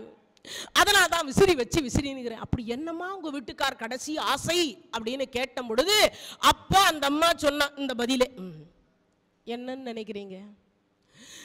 அடியே நீ 2ஆம் கல்யாணம் பண்ணிக்கிட்டாலும் பண்ணிக்கிடி, என் சமாதிக்கு 1000 வரைக்கும் 2ஆம் கல்யாணம் பண்ணிக்காதடி அப்படின்னு சொல்லிட்டு போயிட்டாரா. அதுக்காக தான் அந்த அம்மா எதை வச்சு விசிறிட்டு இருக்கா? விசிறி வச்சு விசிறின்னு இருக்கா. அந்த அம்மாவுக்கு பேர் தான் என்ன? சாவித்திரி, கலியுக சாவித்திரி. என்ன, மனைவி அமைவதெல்லாம் இறைவன் கொடுத்த வரப்பிரசாதம். இப்போ பூமி மாதா 8 லட்சுமியின் நாயகி. அது மட்டும் இல்ல, இந்த பூமி மாதா பகவானுடைய யாரு? மனைவி. தாங்கி கீழே விடுவதை தாங்கி பிடிக்க மாட்டாளா அவள்? உடனே யோசித்தாள், நம் கணவரை தாங்கி பிடிப்பேன். அப்படியே இந்த உடம்பு வைரம் பாய்ந்தது போல இருந்தது, கீழே விழல. அப்போ கிருஷ்ணன் கீழே வந்துட்டான்னு நினைச்சு கீழே இருந்த 47 லட்சம் பேரும் மேல வந்தாங்களாம். இந்த வந்த பொழுது இந்த கை 2 கை தான் இருக்கு. ஏன்னா அவர் போயிருக்கிறது மனித சொரூபம். நல்லா சிந்திக்கணும், மனித சொரூபத்தில் தான் போய் கேட்கிறார். இப்ப 2 கை தான் இருக்கு, கால் 2 தான் இருக்கு. ஆனா 47 லட்சம் பேர் மேல வரான். என்ன பண்ண முடியும்? பார்த்தார், 1000 1000 1000 1000 1000 தலை, 1000 1000 1000 1000 கரம். எவ்வளவு வந்தது என்று எவராலும் எண்ணிக்கூட பார்க்க முடியாது. அவ்வளவு வந்தது. அவ்வளவு என்ன பண்றார்? ஃபுட்பால் அடிப்பது போல அந்த கையில உள்ள அடிச்சு அடிச்சு அடிச்சு 2 பாதம் என்று சொல்றதால நீங்க எல்லாம் சொல்வீங்களே, என்னது? அடி உதவுற மாதிரி அண்ணன் தம்பிங்க கூட உதவ மாட்டாங்க என்பீங்க இல்லையா? இறைவன் திருவடி உதவுவது போல வேற எதுவும் நமக்கு உதவி செய்யாது. அப்ப அப்படி உதவி செய்யாத பொழுது இந்த திருவடி தான் உதவி செய்யுமா? ஏன்? இறைவன் திருவடி தான் நமக்கு எப்பவுமே அடைக்கலம். வேற எதுவும் நமக்கு என்ன ஆகாது? அடைக்கலம் ஆகாது. அப்போ இந்த சேறு மிதிப்பது போல எல்லாரையும் அடிச்சு அடிச்சு அடிச்சு 2 பாதத்தினால் அத்தனை பேரும் கொன்னுட்டார். அப்பதான் சொன்னார், யாதவனே முனியேல் எமை ஆளுடை வாதவனே முனியேல். அப்பதான் என்ன சொல்றார்? ஆரணனே அரணே அப்படின்னு சொல்லி என்ன சொல்றாரா? ஸ்ரீதரா முரளிதரா கேசவா அப்படின்னு சொல்றாங்க. பத்மநாபா திரிவிக்ரமா உலகளந்த பெருமாளே நாராயணா கோவிந்தா ஸ்ரீகரி முரகரி கோவிக்காதே கோவிக்காதே, யாரோ செய்த தவறுக்கு உலகத்தை இப்பொழுது பிரளயம் ஆக்கிவிடாதே. அன்னைக்கு நேர்ந்த ஒரு நிகழ்வை இப்ப அருணகிரி பெருமான் இங்கு நினைவு கூறுகிறார். எங்க நினைவுக்கு வருது?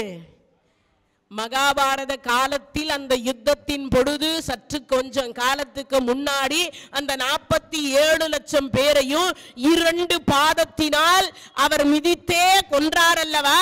மருமகன் என்று சொல்லக்கூடிய, அதாவது இங்க சொல்லும் பொழுது சொல்றார், நகை கோடி கொண்ட அவுணர் நெஞ்சம் பிளந்த நராரி நர கேசரி முராரி. அப்ப எத்தனை பேர் வந்துச்சுன்னு யாருக்குமே தெரியாதான். யாருக்கு? இந்த பகவானுக்கு. அதுதான் விஷ்ணு சகஸ்ர நாமம் சொல்றோம் இல்லையா? நான் ஏற்கனவே கூட உங்களுக்கு எல்லாம் கூட சொல்லியிருப்பேன். இந்த 108 விஷ்ணு நாமங்கள் கொடுத்துருப்போம் பிரிண்டிங் பண்ணி. அந்த விஷ்ணு நாமம் வந்து 108. ஓமரி ஸ்ரீகரி நரகரி முரகரி மாதவா யாதவா ராகவா கேசவா அப்படின்னு சொல்லிட்டு அந்த 108 நாமங்கள் கொடுத்துருப்போம்.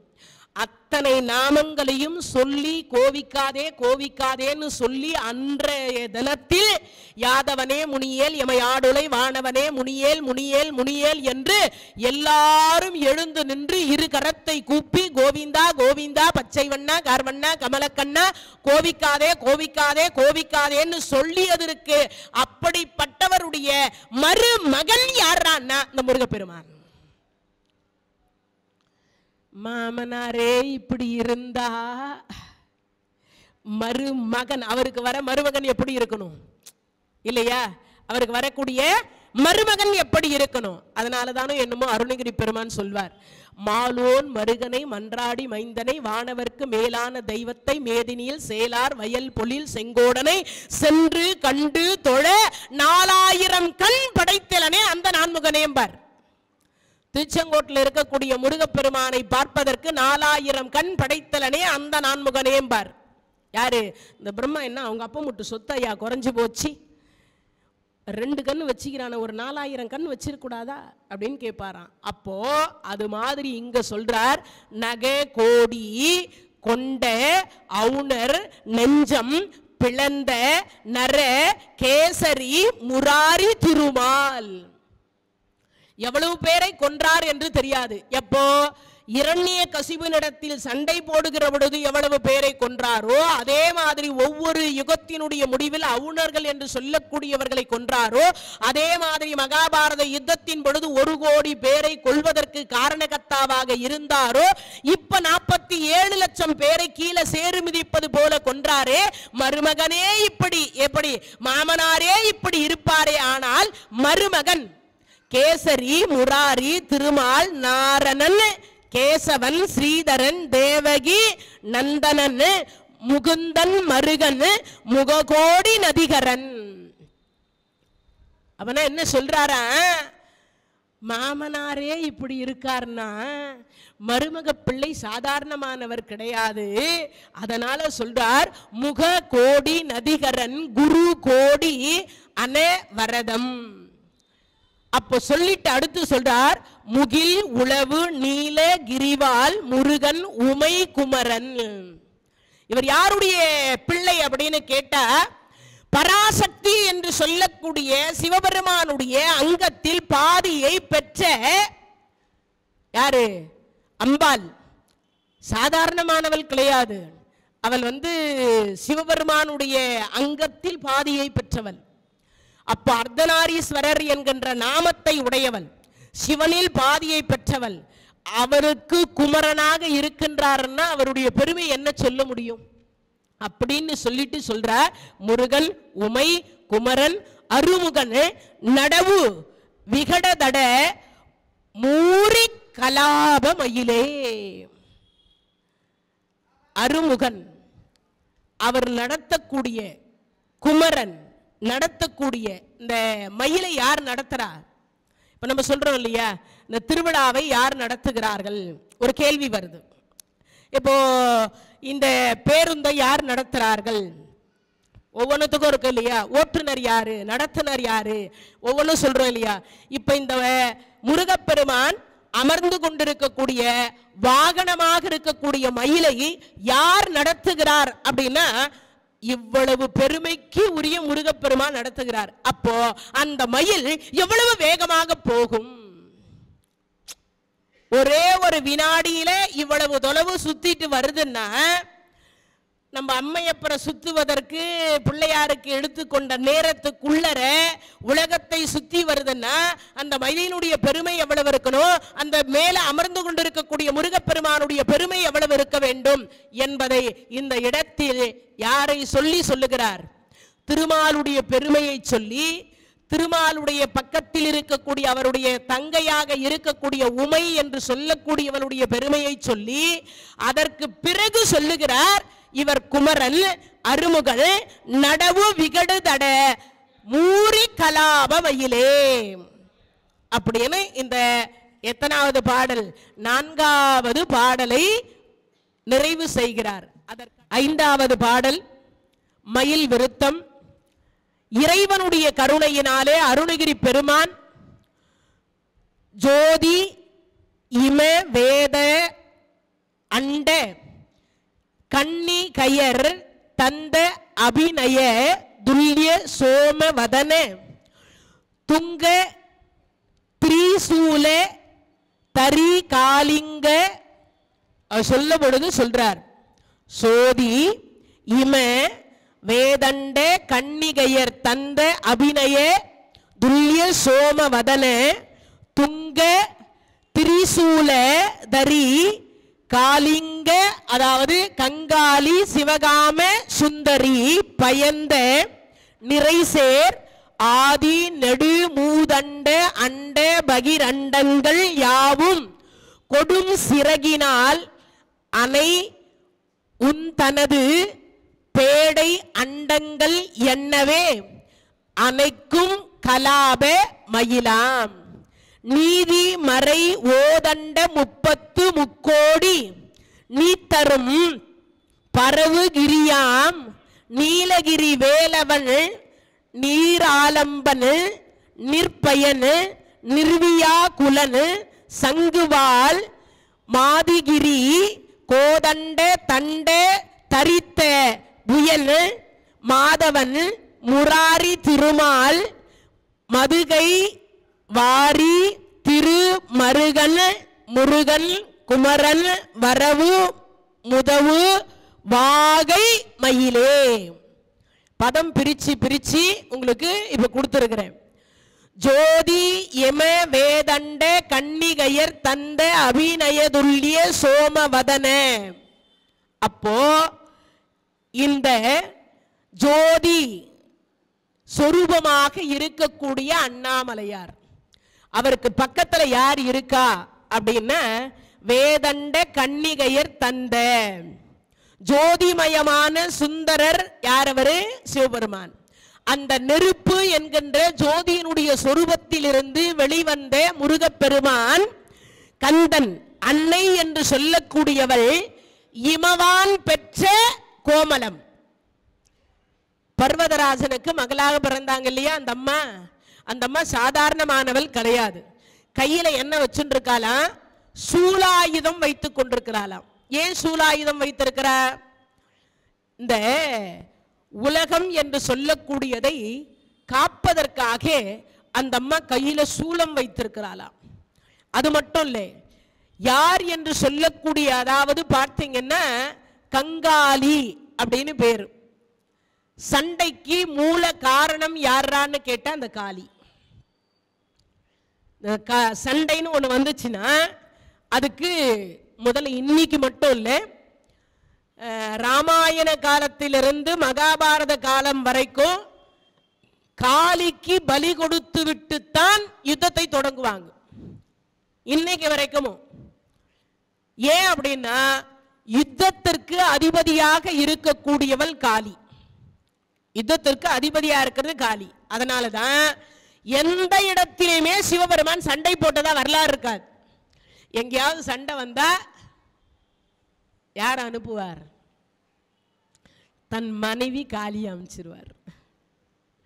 ஒவ்வொரு இடத்திலும் அசுரர்களை வெல்லுவதற்கு ஒன்று பிள்ளைங்களை அனுப்புவார், இல்லைன்னா தன் மனைவியை அனுப்பிடுவார். இன்னைக்கும் ஆண்கள் என்று சொல்லக்கூடியவர்கள் பேசுகிற பொழுது சண்டை போடுற பொழுது கொஞ்சம் கம்மியா இருக்கும். நான் எங்கன்னா பேசுறது வெளியில கேக்குதா? ஏண்டி அப்படி கத்தர காளி மாறி இன்னைக்கு சொல்வாங்களா இல்லையா? அது முதல்ல எதனாலன்னா யுத்தத்திற்கு அதிபதி காளி தேவி. யுத்தத்திற்கு அதிபதி காளி தேவி. அதனால அவ கையில என்ன வச்சுட்டு இருக்கலாம்? யுத்தம் செய்வதற்கு ஏற்றார் போல. என்ன அசுரர்கள் கிட்ட யுத்தம் பண்ணணும், அதுக்கு அந்த சூலாயுதம் தேவை. அந்த சூலாயுதத்தை வைத்துக் கொண்டிருப்பதனால அந்த வடிவத்திற்கு வித்தியாசமான ஒரு வடிவம் கொடுக்கணும்னு தான் அவ வேலாயுதத்தை கொடுத்தா. ரெண்டு பேர் கையிலையும் சூலாயுதமே இருந்தா என்ன தெரியும்? இவர் முருகரா காளியான்னு சந்தேகம் வந்துருமா? அதனால என்ன பண்ணிட்டாலாம், இது சூலாயுதம் அது வேலாயுதம். அதனால இவ என்ன பண்ணிட்டு இருக்கா? கையில திரிசூலத்தை வைத்துக் கொண்டிருக்கிறார். முருகப்பெருமான் கையில வேலாயுதத்தை கொடுத்துட்டா. அம்மாவே திரிசூலத்தை வச்சுட்டு இருக்காளேன்னுட்டு அவளே சாதாரணமானவள் அல்ல. அவ பயந்திருக்கக்கூடிய, அவள் பெற்றிருக்கக்கூடிய குழந்தை சாதாரண குழந்தையா இருக்க முடியுமா? அதனால இங்க சொல்றார், அவ சாதாரணமானவள் இல்லையா. எப்படிப்பட்டவளா? துங்க கத்ரி சூல தாரி கங்காளி சிவகாம சுந்தரி பயந்த நிறைசேர் ஆதி நெடு மூதண்ட அண்ட பகீரண்டங்கள் யாவும். இந்த இறைவன் படிச்சிருக்கிறார்ல, அண்டங்கள் அப்படின்னு சொல்லக்கூடிய 1000 அண்டங்கள் படிச்சிருக்கிறார். எத்தனையோ அண்டங்கள் இருக்கா? 1008 அண்டங்களை தான் சூரபதமன் ஆண்டான். 108 யுகம். ஆனா சூரியனுக்கு ஒரு 1008, சந்திரனுக்கு ஒரு 1008, பூமிக்கு ஒரு 1008, குருவுக்கு ஒரு 1008, அதுக்கப்புறம் சுக்கிரனுக்கு ஒரு 1008. இவ்வளவு பேருக்கு அண்டங்கள் இருக்கிறது எல்லாருக்குமே. அப்ப இத்தனை அண்டங்களையும் சாதாரணமா இல்லையா, எதுக்குள்ள அடக்கிக்குதான்? இந்த ரெக்க விரிக்குது இல்ல, எது? இந்த மயில். அப்படி அந்த இறக்கை விரித்து பறக்கின்ற பொழுது இவர் சொல்றார், ஆதி நெடு மூதண்ட அண்ட பகீரண்டங்கள் யாவும் கொடும் சிறகினால் அணைய உந்து தனது பேடை அண்டங்கள் என்னவே அணைக்கும் கலாப மயிலாம். இவ்வளவத்தையும் எதை பண்ணுதான்? 2 பேடைக்குள்ள அணைச்சுக்குதான். எதுக்குள்ள? நம்ம எல்லாம் ஒரு போர்வைக்குள்ள போத்தி நாம நம்மளை அடைச்சுக்கிறோம்ல, அவ்வளவையும் 2 பேடைக்குள்ள அடைத்து கொள்ளுகிறதாம் இந்த மயில். ஏன்?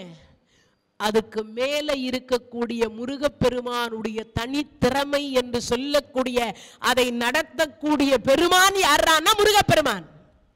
அது யாருடைய மயில்? அது முருகப்பெருமானுடைய மயில் அல்லவா?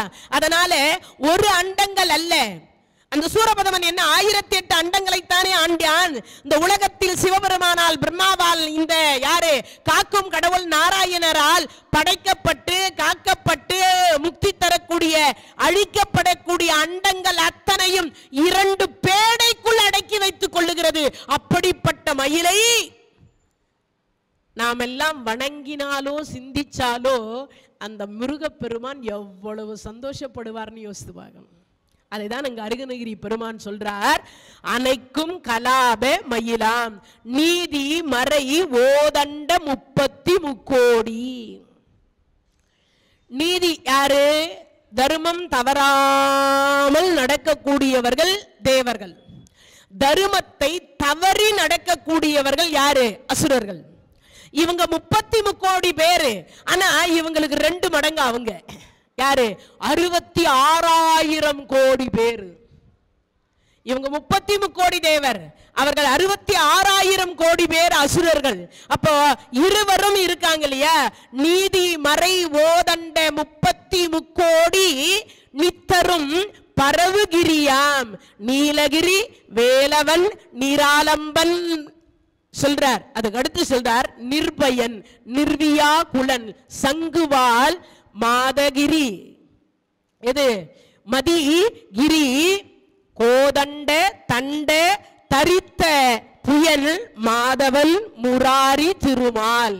கையில சங்கும் சக்கரமும் கோதண்டம் என்கின்ற யாரு கதாயுதத்தையும் வைத்துக் கொண்டிருக்கக்கூடிய பெருமான் யாரா? திருமால். அது சொல்றார், மாதவன் முராரி திருமால். மது கடை வாரி. இந்த அமுதம் கிடைக்கும்னு நினைச்சாங்க இல்லையா? இந்த அமுதம் கிடைக்கிறதுக்கு என்ன பண்ணாங்க? பார்க்கடலை கடைஞ்சாங்க. எப்ப கடைஞ்சாங்க? ஒரு பக்கம் 33 கோடி தேவர்கள், எந்த பக்கம்? வால் பக்கம். 66,000 கோடி அசுரர்கள் எந்த பக்கம்? தலை பக்கம் நின்னுட்டு கடைறாங்க. ஒரு நாள் கடைஞ்சாங்களா? 2 நாள் கடைஞ்சாங்களா? 1 வருஷம் கடைஞ்சாங்களா? 1000 வருஷம் கடைறாங்க. 1000 வருஷம் கடைஞ்சா என்ன ஆகும்? அந்த பாம்பு கதி என்ன ஆகும்? ஏன்னா அதுதான் கயிறு. அப்ப அது என்ன ஆகும்? ஆலகால விஷம். ஆலத்தை அத விஷத்தை அப்படி கக்குதான். இப்போ இந்த மயில் பறக்க ஆரம்பிச்சது இல்லையா? அப்படி பறக்கின்ற பொழுது விஷம் கக்குதான். எது? இந்த பறக்க ஆரம்பிச்சு இந்த அண்டங்கள் எல்லாம் ஒன்றோடு ஒன்று மோதி கொள்ளுகிற பொழுது பிரளயம் வந்து விட்டதோ. மீண்டும் ஒரு முறை யாரு? சிவபெருமான் இந்த மடு கடை என்று சொல்லக்கூடிய அமுதத்தை பார்க்கடலை மீண்டும் கடைகிறார்களோ, அப்படி கடைவதனால் தான் இப்படி பிரளயம் வந்து விட்டதோ அப்படின்னு நினைச்சு தன் உடம்புக்குள்ள இதுவரைக்கும் யாரையுமே தீண்டாம 1000 ஆண்டு காலம் யாரையும் தீண்டல. யாரு? இந்த அஷ்டநாகங்கள். அதனால ஒவ்வொரு ஆண்டுக்கு 1000 ரத்தினங்கள் அதனுடைய உடம்புக்குள்ள சேமிக்கப்பட்டிருக்கு. அப்படி சேமிக்கப்பட்டிருக்கக்கூடிய அந்த எது? முத்து மாணிக்கம் வைரம் வைடூரியம் கோமேதகம் இது எல்லாம் அப்படி இருக்கிற பொழுது அது கக்குதான். எது? விஷம் கக்குகிறது. கீழே இருக்கக்கூடிய அஷ்ட நாகங்கள் எல்லாமே கக்குது. அப்படி கக்குற பொழுது அந்த முத்துக்கள் ஒரு பக்கம், மாணிக்கங்கள் ஒரு பக்கம், வைரம் ஒரு பக்கம், வைடூரியம் ஒரு பக்கம், மேல என்ன பூமி கீழே போகுது, பாதாள லோகம் மேல வருகிறது.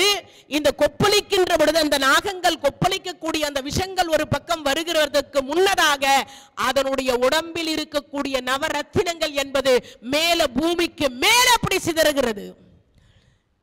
இவ்வளவு கற்பனையும் எப்படி இருக்கும்னு யோசித்து பாருங்க.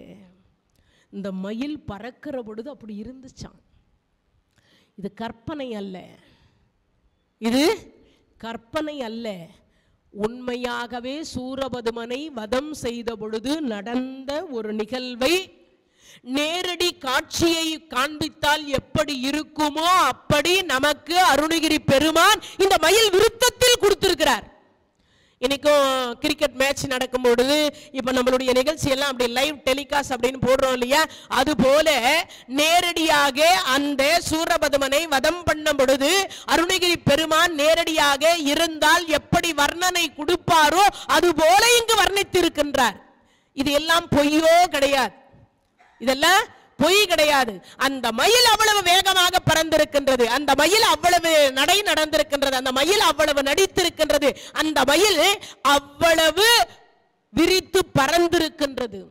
அப்ப யோசித்து பாருங்க, இந்த மயிலினுடைய தன்மை என்னவாக இருந்திருக்கும். அந்த மயிலை வேற யாராலையும் அடக்க முடியாது என்கின்ற ஒரே காரணத்திற்காக முருகப்பெருமான் கையில் சிவபெருமான் அந்த மயிலை கொடுத்திருக்கிறார். ஏன்? வேற யாராலையும் அதை அடக்க முடியாது. ஒன்றும் இல்லை, இந்த உலக சேமத்திற்காக கந்தபுராணத்தில் ஒரு நிகழ்வு. 1008 அண்டங்களையும் 108 யுகம் ஆட்சி பண்றான் சூரபதுமன். கொடுமை தாங்க முடியல. நாரதர்கிட்ட இந்த விஷயம் தெரியுது. நாரத மகரிஷி பார்க்கிறார், என்ன நினைக்கிறார், இந்த உலக சேமத்திற்காக 33 கோடி தேவர்கள் சேமத்திற்காக நாம ஒரு யாகம் வளர்க்கலாம். ஏன்னா உங்களுக்கு ஏற்கனவே யாகத்தினுடைய சிறப்பு நான் நிறைய சொல்லி இருப்பேன், இருந்தாலும் மீண்டும் சொல்றேன். ஒரு யாகம் வளர்த்தால் புத்தரகாமேட்டி யாகம் என்று சொல்லக்கூடியதை வளர்த்துதான் பாண்டியனுக்கு மகளாக மீனாட்சி வந்து பிறந்தாள். புத்தரகாமேட்டி யாகம் என்று சொல்லக்கூடியதை செய்துதான் தசரத சக்கரவர்த்தி ராம, லட்சுமண, பரத, சத்ருகனன் என்று சொல்லக்கூடிய 4 திருக்குமாரர்களை பெற்றார்.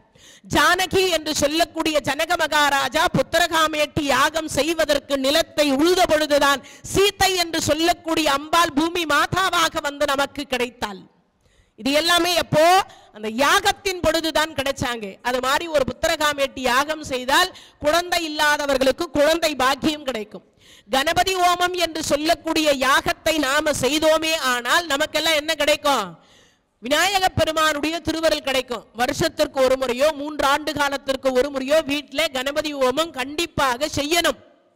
ஏன்னா நாம் எல்லாம் டாக்டர் கிட்ட போய் 5000 10,000 கொடுத்தாலும் கொடுப்போமே தவிர ஒரு அந்தனரை அடைத்து ஒரு 2 மணி நேரம் மந்திரத்தை சொல்லி அந்த யாகத்தை வளர்ப்பதற்கு அவர் ஒரு 5 10 5000 10,000 கேட்டா 2 மணி நேரத்துக்கு 10,000 கேட்கிறாரு.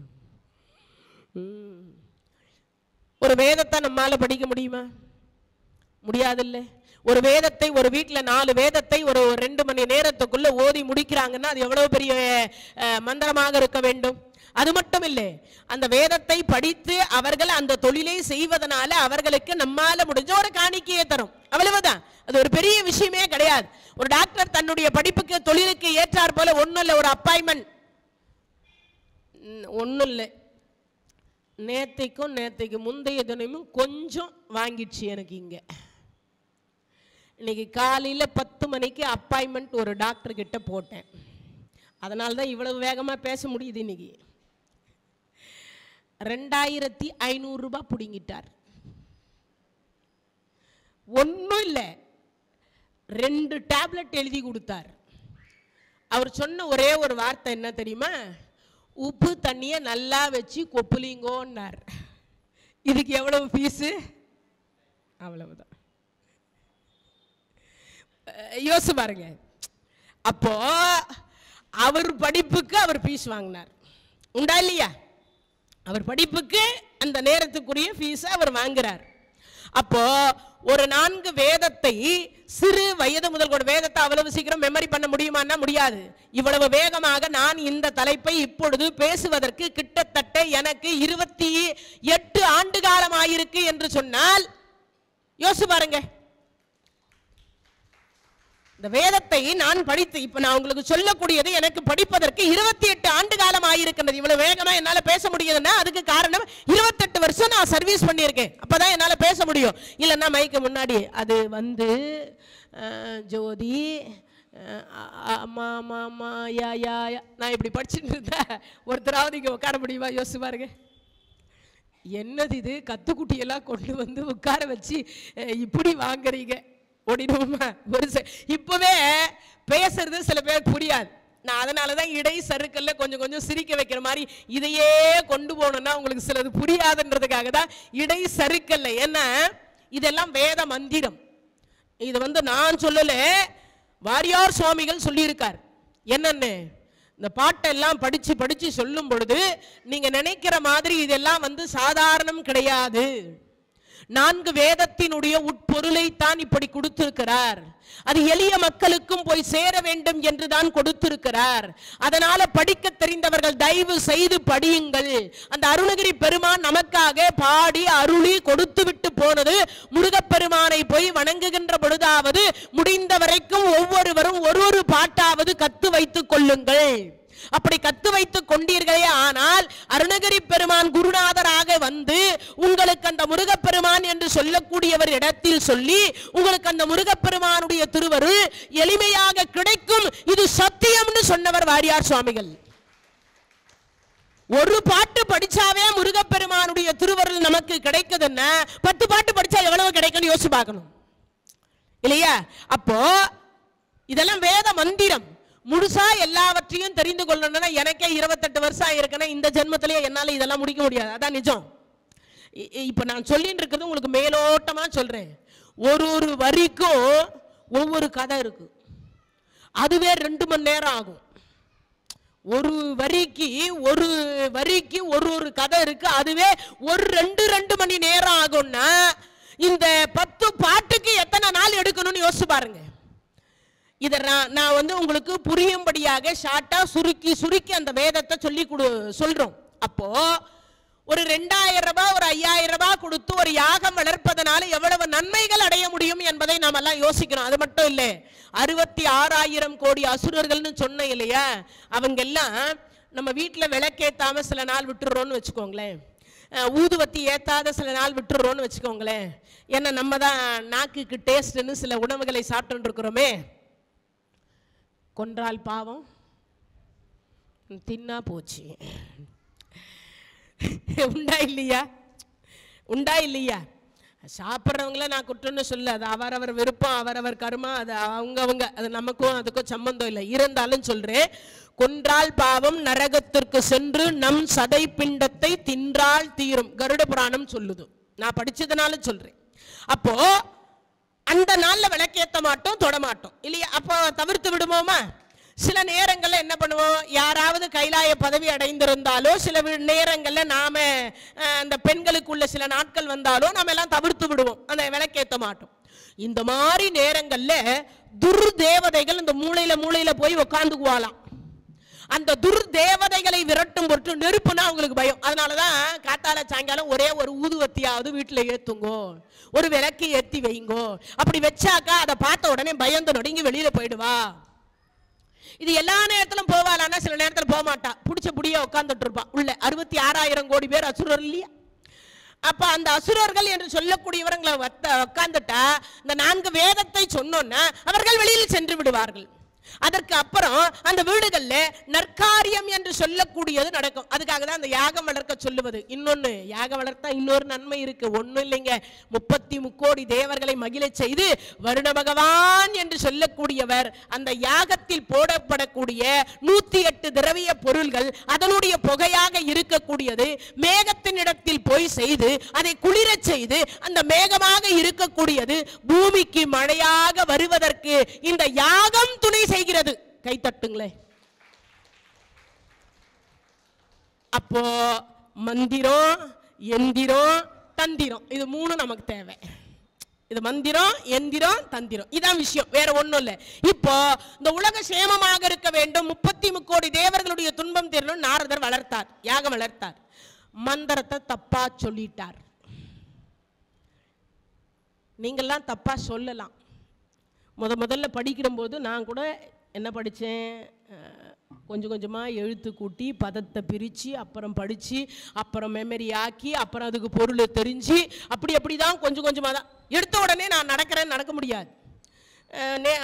ஒரு 2 நாளைக்கு முன்னாடி கூட சொன்னேன்ல, பிறந்த உடனே ஒரு 5 மாதத்துக்கு அப்புறம் அப்படி தட்டி முட்டி அப்படி கீழே அப்படி கவர்ந்து 30 வாட்டி மூக்கை இடித்து அதுக்கப்புறமா என்னது அப்படி முட்டி கொஞ்சம் போடுற மாதிரி எழுந்து அப்புறம் முட்டி போட்டு அப்புறம் எழுந்து செவுத்தை பிடிச்சி நின்று அதுக்கப்புறமா 1 அடி எடுத்து வச்சு அப்புறம் 2 அடி அப்புறம் 3 அடி அதுக்கப்புறம் நடந்து அதுக்கப்புறம் ஓடி இப்படி தானே கொஞ்சம் கொஞ்சமாக நவடுது. அது மாதிரி எடுத்த உடனே இவர் மந்திரம் சொன்னார். சொல்லுகிற பொழுது ஒரு வார்த்தை தவறாயிடுச்சு. அந்த யாக குண்டத்துல இருந்து ஒரு ஆட்டுக்கடா வந்துடுச்சு. அது உட்கார்ந்து இருக்கிற அத்தனை பேரையும் முட்டி கொள்ளுது. தேவர்கள், முனிவர்கள், சித்தர்கள், ஞானிகள் எல்லாரையும் கொல்ல புறப்பட்டுடுச்சு. அடக்க யாராலையும் முடியல. கடைசியில சிவபெருமான் சொன்னார், டேப்பா முருகா, நான் நாரதர் சும்மா இல்லாம உலக சேமத்திற்காக யாக வளர்க்கிறேன்னு சொல்லிட்டு தப்பா ஒரு மந்திரத்தை சொல்ல போக அந்த மந்திரத்துல இருந்து ஒரு ஆட்டுக்கடா வந்துட்டது. அந்த ஆட்டுக்கடா இப்ப அடக்க முடியாம இருக்கு. அப்பனே முருகா, நீதான் போய் அடக்கணும்னார். இவர் போய் அது மேல ஏறி அப்படி கருணை பார்வையோட பார்த்து உட்கார்ந்தார். அது சாந்தமாயிடுச்சு.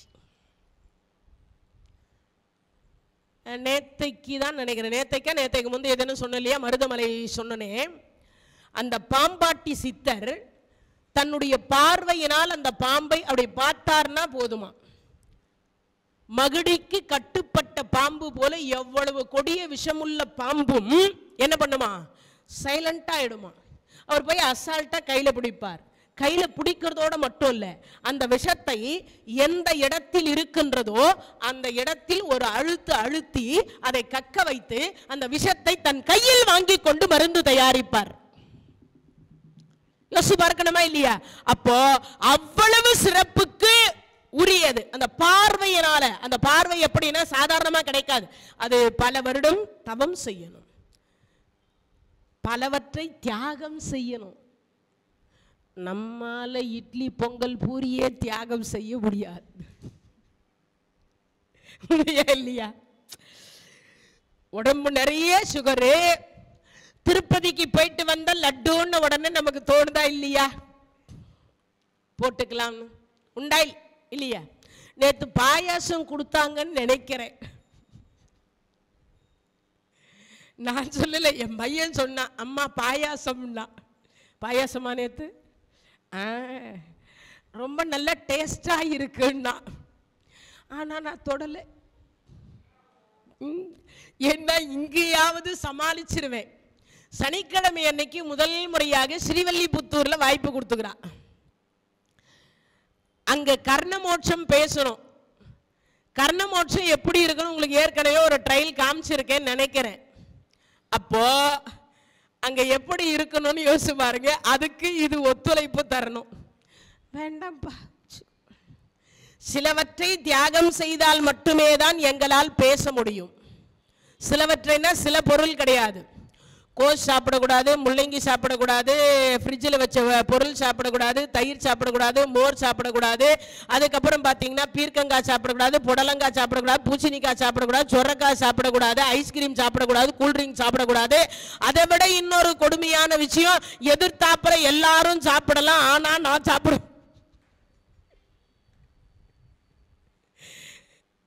சில நேரங்கள்ல இந்த கல்யாணத்துக்கு விருந்துக்கு கூப்பிடுவாங்க, வேணாம் வேணாம் வேணாம் சொல்லும் போது எப்படி இருக்குன்னு யோசிச்சு பாருங்க.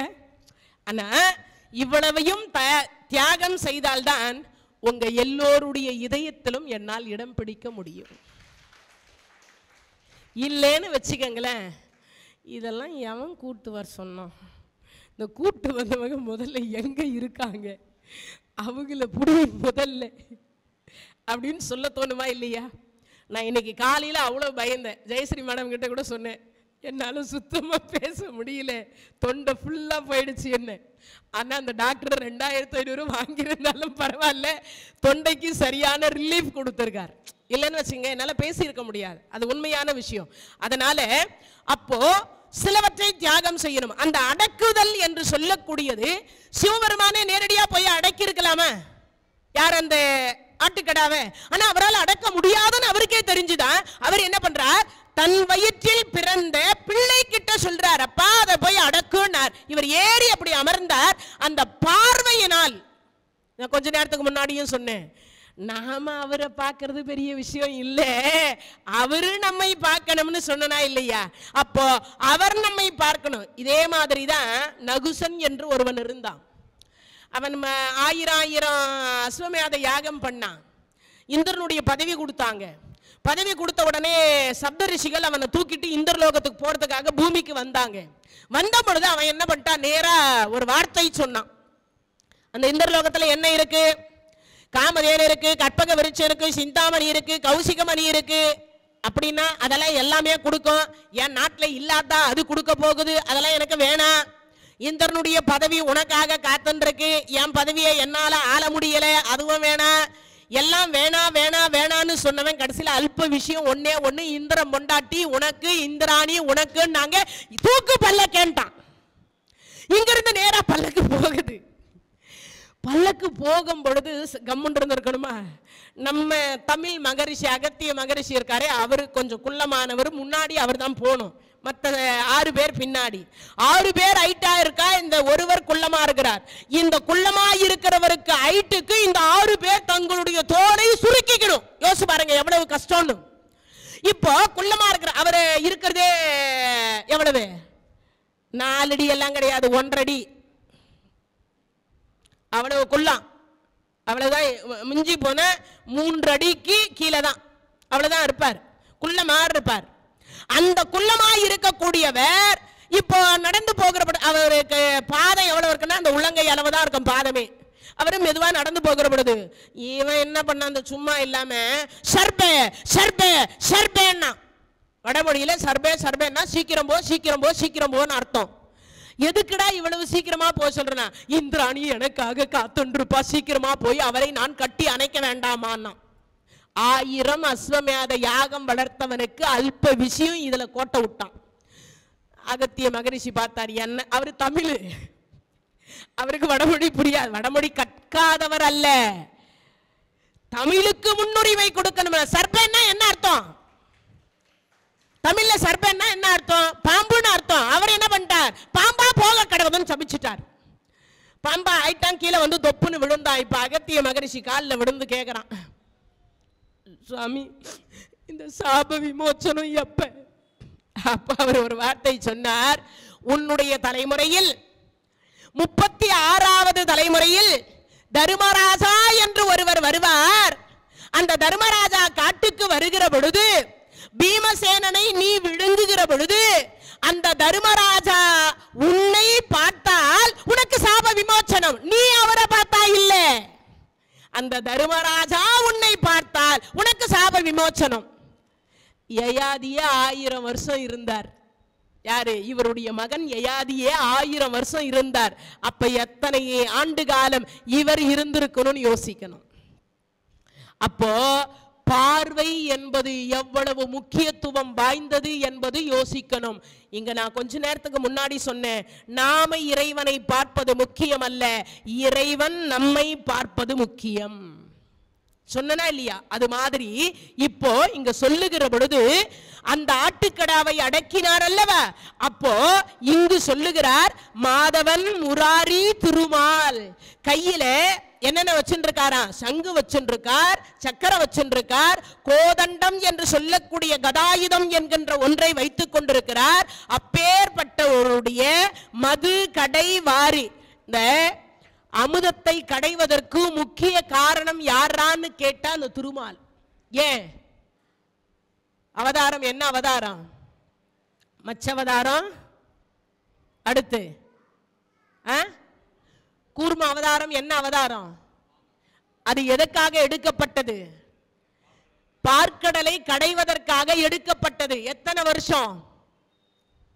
1000 ஆண்டு காலம். அந்த 1000 ஆண்டு காலம் தன்னுடைய உடம்பில் அந்த ஆமையினுடைய ஓடு என்று சொல்லக்கூடியது தாங்கி பிடிக்கணும். எப்படி?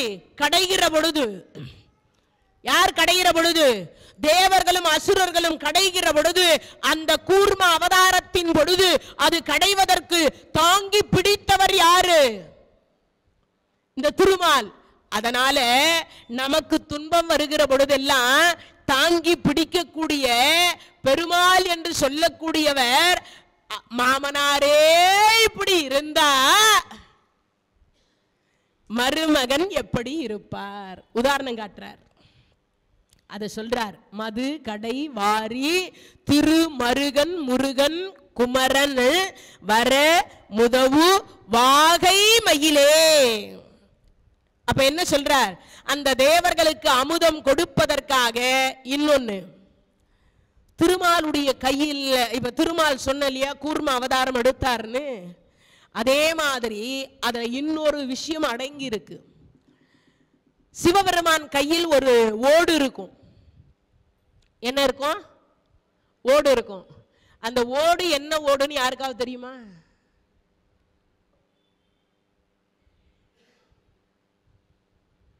சிவபெருமான் கையில சுடலை ஆண்டியாக சுடலை நிற்கின்றார் இல்லையா, கையில திருவோடு ஏந்துகிறார் அல்லவா. அந்த திருவோடு என்று சொல்லக்கூடியது இந்த ஆமையினுடைய மேல் இருக்கக்கூடிய ஓடை தான் சிவபெருமான் கையில் வைத்துக் கொண்டிருக்கிறார். இப்ப புரிஞ்சிருக்கோம்னு நினைக்கிறேன். புரியுதா உங்களுக்கு? அப்போ அந்த ஓடு எவ்வளவு ஸ்ட்ராங்கா இருக்கும்னு யோசிக்கணும். அதனாலதான் சிவபெருமான் இப்படி கையில அந்த ஓடை எடுக்கின்ற பொழுது திருமாலாக இருக்கக்கூடிய 8 லட்சுமியின் நாயகன் அதில் உணவை கொடுக்கிற பொழுது அப்பதான் அந்த பாத்திரம் நிறைவடைந்தது. ஏன்? இது அவருடைய அவதாரத்தினுடைய திருவோடு. அவர் போட்டா மட்டும்தான் அதுல நிறைய, மற்றவர்கள் எத்தனை கோடி பேர் போட்டாலும் அது நிறையாது. அப்படிப்பட்ட திருமாலுடைய மருகனா யார் இவரு? இந்த முருகப்பெருமான் அப்படின்னு சொல்லிட்டு அவர் நடத்தக்கூடிய மயில் சாதாரண மயில் அல்ல, சாதாரண மயிலே அல்ல. அது முருகன் குமரன் வர உதவும் வாகை மயிலே. அப்பனா என்ன அர்த்தம்? எல்லாவற்றையும் தன் பேடைக்குள்ள அடக்கி கொள்ளக்கூடிய ஒரு மயிலாக அந்த மயிலை முருகப்பெருமான் ஏறி சவாரி செய்கிறார் என்பதை இந்த இடத்துல நிறைவு செய்கிறார். 4448 நோய்களை தீர்க்கக்கூடிய மலை. இதுவரைக்கும் கேள்விப்படல இல்ல? கேள்விப்பட்டுக்கிறீங்களா? கேள்விப்படல. இன்னைக்கு தான் ஃபர்ஸ்ட். சரி, அந்த மலை தோரண மலை. இப்ப புரிஞ்சுதா? புரியல? நிறைய பேருக்கு இது தெரியறதுக்கு வாய்ப்பு இல்லை. சரி, வாய்ப்பு கிடைத்தால் இந்த தோரண மலையினுடையத இருக்கக்கூடிய நேரத்துக்குள்ள பாயிண்டா ஒன்னொன்னா சொல்லிட்டே வரேன். நோட் பண்ணி வச்சுக்கங்க. இது தென்காசி என்று சொல்லக்கூடிய இடத்தில் இருந்து கிட்டத்தட்ட வந்து பார்த்தீங்கன்னா, அதாவது அந்த இடம் வந்து இந்த தென்காசிக்கு பக்கத்தில் இருக்கக்கூடிய கடம்பம் அப்படின்னு சொல்லக்கூடிய இடம். அந்த இடத்துல நம்ம போனோம்னா அந்த இடத்தில் இந்த தோரண மலை என்று சொல்லக்கூடியது இருக்கு. கடையம்னு சொல்லுவாங்க. தென்காசியிலிருந்து கடையம் போற ரூட்ல தோரணமலை என்று சொல்லக்கூடியது. மேலே முருகப்பெருமானை போய் தரிசிக்கணும்னா 1000 படி ஏறி தோரணமலையை தரிசிக்கணும். குழந்தை முருகப்பெருமானாக அங்கு காட்சி கொடுக்கிறார். அந்த முருகன் எப்ப தோன்றினார் என்பது எவரும் அறிந்திடாத ஒன்று. சரி, இந்த முருகர் யாரால் அந்த இடத்திற்கு கொண்டு வரப்பட்டது? பார்வதி திருக்கல்யாணம் என்று சொல்லக்கூடிய திருக்கல்யாணம் கொஞ்ச 2 நாளைக்கு முன்னாடியே சொன்னேன் இல்லையா? அப்ப வடகோடு தாழ்ந்தும் தென்கோடு உயர்ந்தும் காணப்பட்ட பொழுது பொதிகை மலைக்கு போய் சென்று சமப்படுத்து என்று சிவபெருமான் அகத்தியருக்கு உத்தரவிட்டார் இல்லையா? அப்படி திருக்கைலாயத்தில் இருந்து இமயமலையிலிருந்து புறப்பட்டு பொதிகை மலைக்கு வருகிற பொழுது இந்த தோரண மலையை பார்த்தார். அந்த தோரண மலை அப்படின்னா நீங்க நினைக்கிற மாதிரி அதுக்கு வந்து 2 அர்த்தம். தோரண மலைனா ஒரு யானை படுத்துக்கொண்டு தன் தும்பிக்கையை இப்படி பூமியில வைத்துக் கொண்டிருப்பது போல அதனுடைய மலையினுடைய தோற்றம் இருக்கும். இன்னொன்று, அங்க கோடிக்கணக்கான மூலிகை அங்க உள்ளது. எத்தனை கோடிக்கணக்கான மூலிகை உள்ளது. சித்த மருத்துவம் என்று சொல்லக்கூடியது தொடங்கிய இடம் இந்த தோரணமலை. இந்த தோரணமலையில தான் சித்த மருத்துவம் தொடங்கியது. ஆயிரம் புத்தகம் என்று சொல்லக்கூடிய ஆயிரம் புத்தகத்தை அகத்திய மகரிஷி அந்த தோரணமலையில் இருந்துதான் நமக்கு சித்த வைத்தியத்திற்கான பாடல்களையும் புத்தகத்தையும் ஓலைச்சுவடியில் எழுதி கொடுத்த ஒரு இடம் தோரணமலை. அந்த இடத்துல தான் நமக்கு அது கிடைச்சது. அப்போ அந்த தோரணமலையில் தான் தேரையர் அப்படின்னு சொல்லக்கூடிய அகத்தியரும் அகத்தியருடைய சீடரவர் இருவரும் தோற்றுவித்த முருகப்பெருமான் தான் இப்ப இருக்கக்கூடிய அந்த குழந்தை வடிவான முருகப்பெருமான். அந்த முருகப்பெருமான் அகத்திய மகரிஷி இங்க நிறைய மூலிகைகள் இருக்குன்னு சொல்லிட்டு பூமியை சமப்படுத்துவதற்கு வந்தவர் அந்த தோரணமலையில போய் சில ஆண்டு காலம் அங்கேயே தங்கி இருந்து ஆயிரம் மாணவர்களை உற்பத்தி பண்ண இடம் தோரணமலை. ஒருவர் 2 பேர் கிடையாது. சாதாரணமா போய் நேரா அங்க போயிட முடியாது. அந்த தோரணமலைக்கு சாதாரணமா எல்லாம் போயிட முடியாது. அவர் கூப்பிட்டா போகலாம், இல்லைன்னா போக முடியாது.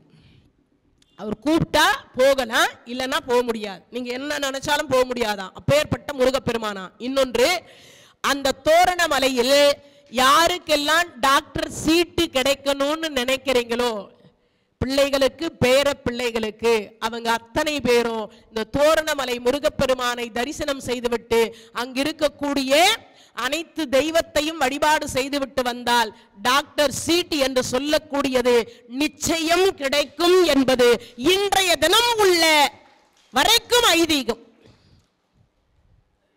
அப்பேற்பட்ட ஒரு இடம் அந்த இடம். அதே மாதிரி ஆயிரக்கணக்கான சித்த மருத்துவர்களை உற்பத்தி பண்ணார்னு சொன்ன இல்லையா, அந்த சித்தர்கள் அதற்கு முன்னதாக என்ன பண்ணணும்னா அஷ்டமா சித்தி என்று சொல்லக்கூடியதை கற்று தேர்ச்சி அடைந்து அந்த மலைக்கு சாதாரணமா படியேறி எல்லாம் போக முடியாது, பறந்து போய்தான் அந்த அகத்தியர் குகைக்கு உள்ளர போகணும். அதுல தேர்ந்தெடுத்தவர்களுக்கு மட்டுமே இந்த மருத்துவத்தை அகத்தியரும் தேரையரும் கற்றுக் கொடுத்திருக்கிறார்கள். அப்பேற்பட்ட ஒரு இடம் அந்த இடம். இவங்க இருவரும் வழிபாடு செய்த முருகரைத்தான் நாமும் போய் பார்க்க இப்ப அங்கதான் இருக்கோம். நீங்க எல்லாம் நினைச்சுக்காதீங்க சிவசுப்பிரமணிய சுவாமி கோயில்ல இருக்கோம். இப்ப நம்ம எங்க இருக்கிறோம்? தோரணமலையில இருக்கும். இப்ப அங்க தோரணமலை அப்படின்னு சொல்லக்கூடிய முருகப்பெருமான் அவர்கள் வழிபாடு செய்துவிட்டு அவர்களுடைய வந்த காரியம் முடிவடைந்த உடனே அவர்கள் புறப்படுறாங்க. அதுக்கு இடையில ஒரு கதை நடக்குது. அங்கதான் இந்த மண்டைன்னு சொல்றோம்ல, இந்த மண்டைய ஓபன் பண்ணி சர்ஜரி பண்ண முதல் இடம் எதுடா அப்படின்னா அது தோரணமலை. இந்த மண்டையை ஓபன் பண்ணி செய்த இடம். காசிப மன்னன் என்று சொல்லக்கூடிய ஒரு மன்னன் இருந்தான். அப்ப அந்த நாட்டை ஆண்டு கொண்டிருந்தவன். அவனுக்கு தீராத தலைவலி. அதே அப்ப அகத்தியர் அந்த மலைக்கு வந்திருக்கிறாருன்னு தெரிஞ்சு அவர் அங்க போய் எப்படியோ கேட்டார். அவர் அகத்தியரை கீழே இறக்கி கொண்டு வந்து அவருக்கு வைத்தியம் பார்த்தாங்க. என்னென்னமோ வைத்தியம் பண்ணி பார்த்தார். ஆனா எந்த வைத்தியத்திலையும் அவர் தலைவலி தீரவே இல்லை. கடைசியாக நீங்க நினைக்கிற மாதிரி சித்த வைத்தியம் சாதாரணம் கிடையாது. இப்ப ஏதோ மெடிசன் கொடுக்கறாங்க, ஆனா தீர முடியலன்னு சொல்றோம். ஆனா அந்த காலத்தில் நாடி பிடித்தே சொல்லிடுவாங்களா இது பிரச்சனை இருக்குன்னு. அப்படி இந்த கழுத்து பகுதியை வைத்து நாடி பிடித்து அகத்தியர் சொல்றார், இவர் மண்டைக்குள்ளர ஒரு தேரை சென்றிருக்கிறது. என்ன சென்றிருக்கிறது? ஒரு தேரை சென்றிருக்கிறது. இப்ப கபாலத்தை ஓபன் பண்ணியாச்சு. கபாலம்னா மண்டைன்னு அர்த்தம். மண்டை ஓடுறதுக்கு பேர் தான் கபாலம்னு. ஓபன் பண்ணியாச்சு. ஆனா அந்த தேரைய வெளியில எடுத்தா மன்னன் செத்துடுவான், மன்னர் இறந்து விடுவார்.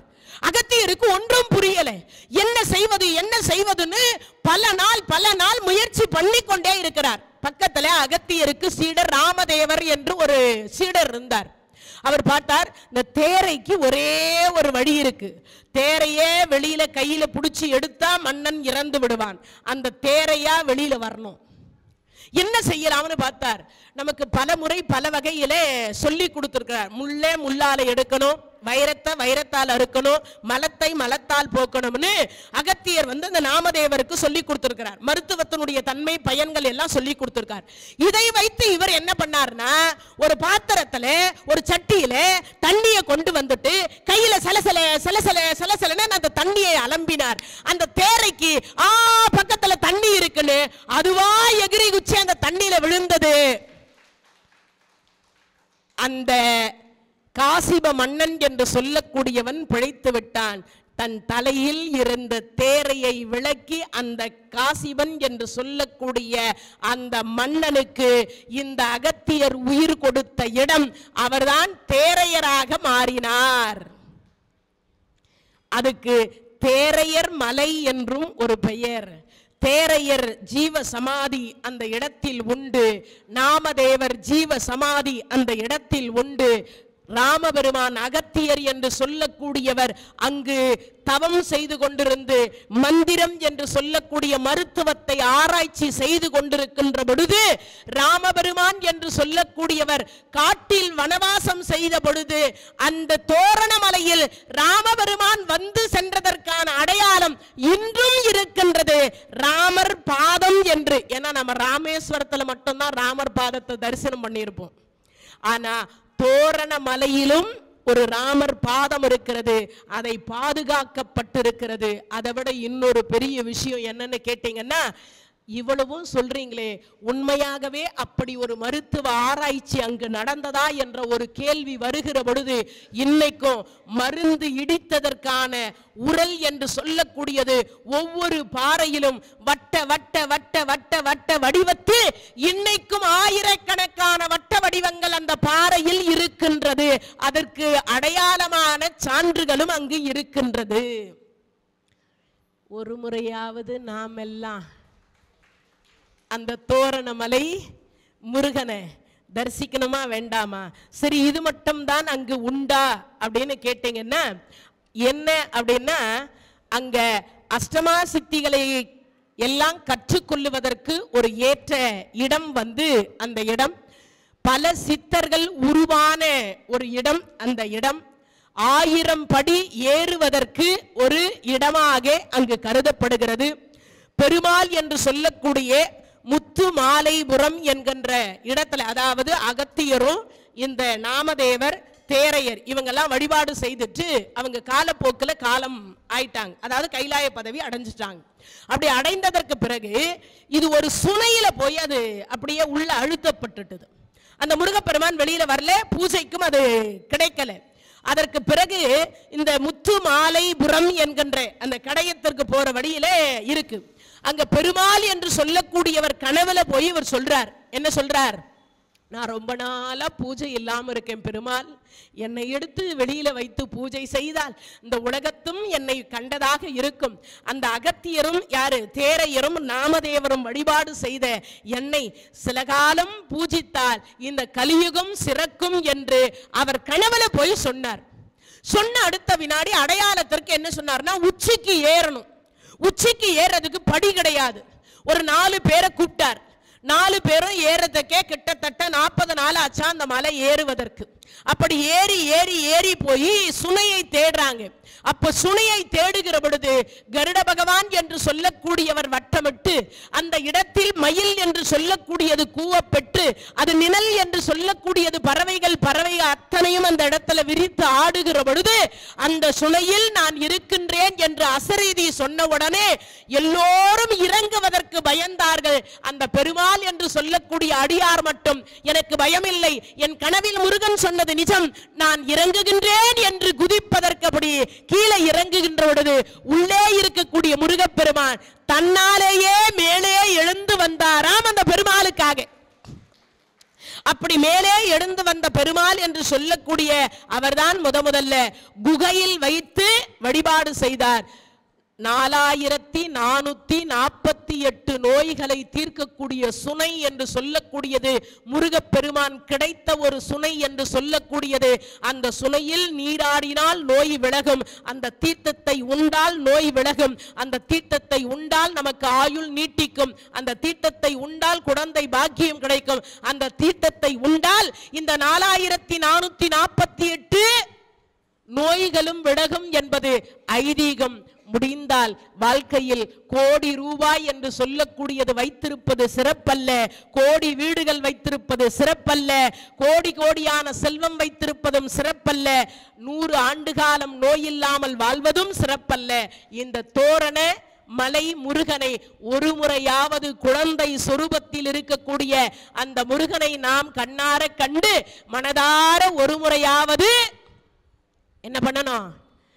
மாலோன் மருகனை மன்றாடி மைந்தனை வானவர்க்கு மேலான தெய்வத்தை மேதினியில் சேலார் வயல் பொழில் செங்கோடனை சென்று கண்டு தொலை 4000 கண் படைத்தலனே அந்த நான்முகனேன்னு சொல்லிட்டு இந்த இரு கண்ணால் முருகனே செந்தில் முதல்வனே மாயோன் மருகனே ஈசன் மகனே ஒரு கை முகன் தம்பியே நின்னுடைய தண்டைக்கால் எப்பொழுதும் நம்பியே கைத்தொடுவேன் நான் சொல்லி அந்த முருகப்பெருமானை ஒரு முறையாவது நாம் எல்லாம் கண்ணார கண்டு அந்த 1000 படி ஏறி அந்த முருகனை தரிசித்தோமே ஆனால் இந்நாள்ல இப்பிறவி எடுத்திருக்கக்கூடிய பயன் என்று சொல்லக்கூடியதை முழுமையாக அடைந்து விடுவோம். அந்த முருகப்பெருமான் கந்த உலகம் என்று சொல்லக்கூடிய கந்தலோகத்தில் நமக்கு இடம் கொடுப்பது திண்ணம் என்பதை கூறிக்கொண்டு இன்றைய நிகழ்வு இத்துடன் நிறைவடைந்து மீண்டும் நாளைய தினத்தில் உங்கள் அனைவரையும் மயில் விருத்தம் என்று சொல்லக்கூடியதில் சந்திப்போம் என்று கூறி விடைபெறுகின்றேன். நன்றி, வணக்கம்.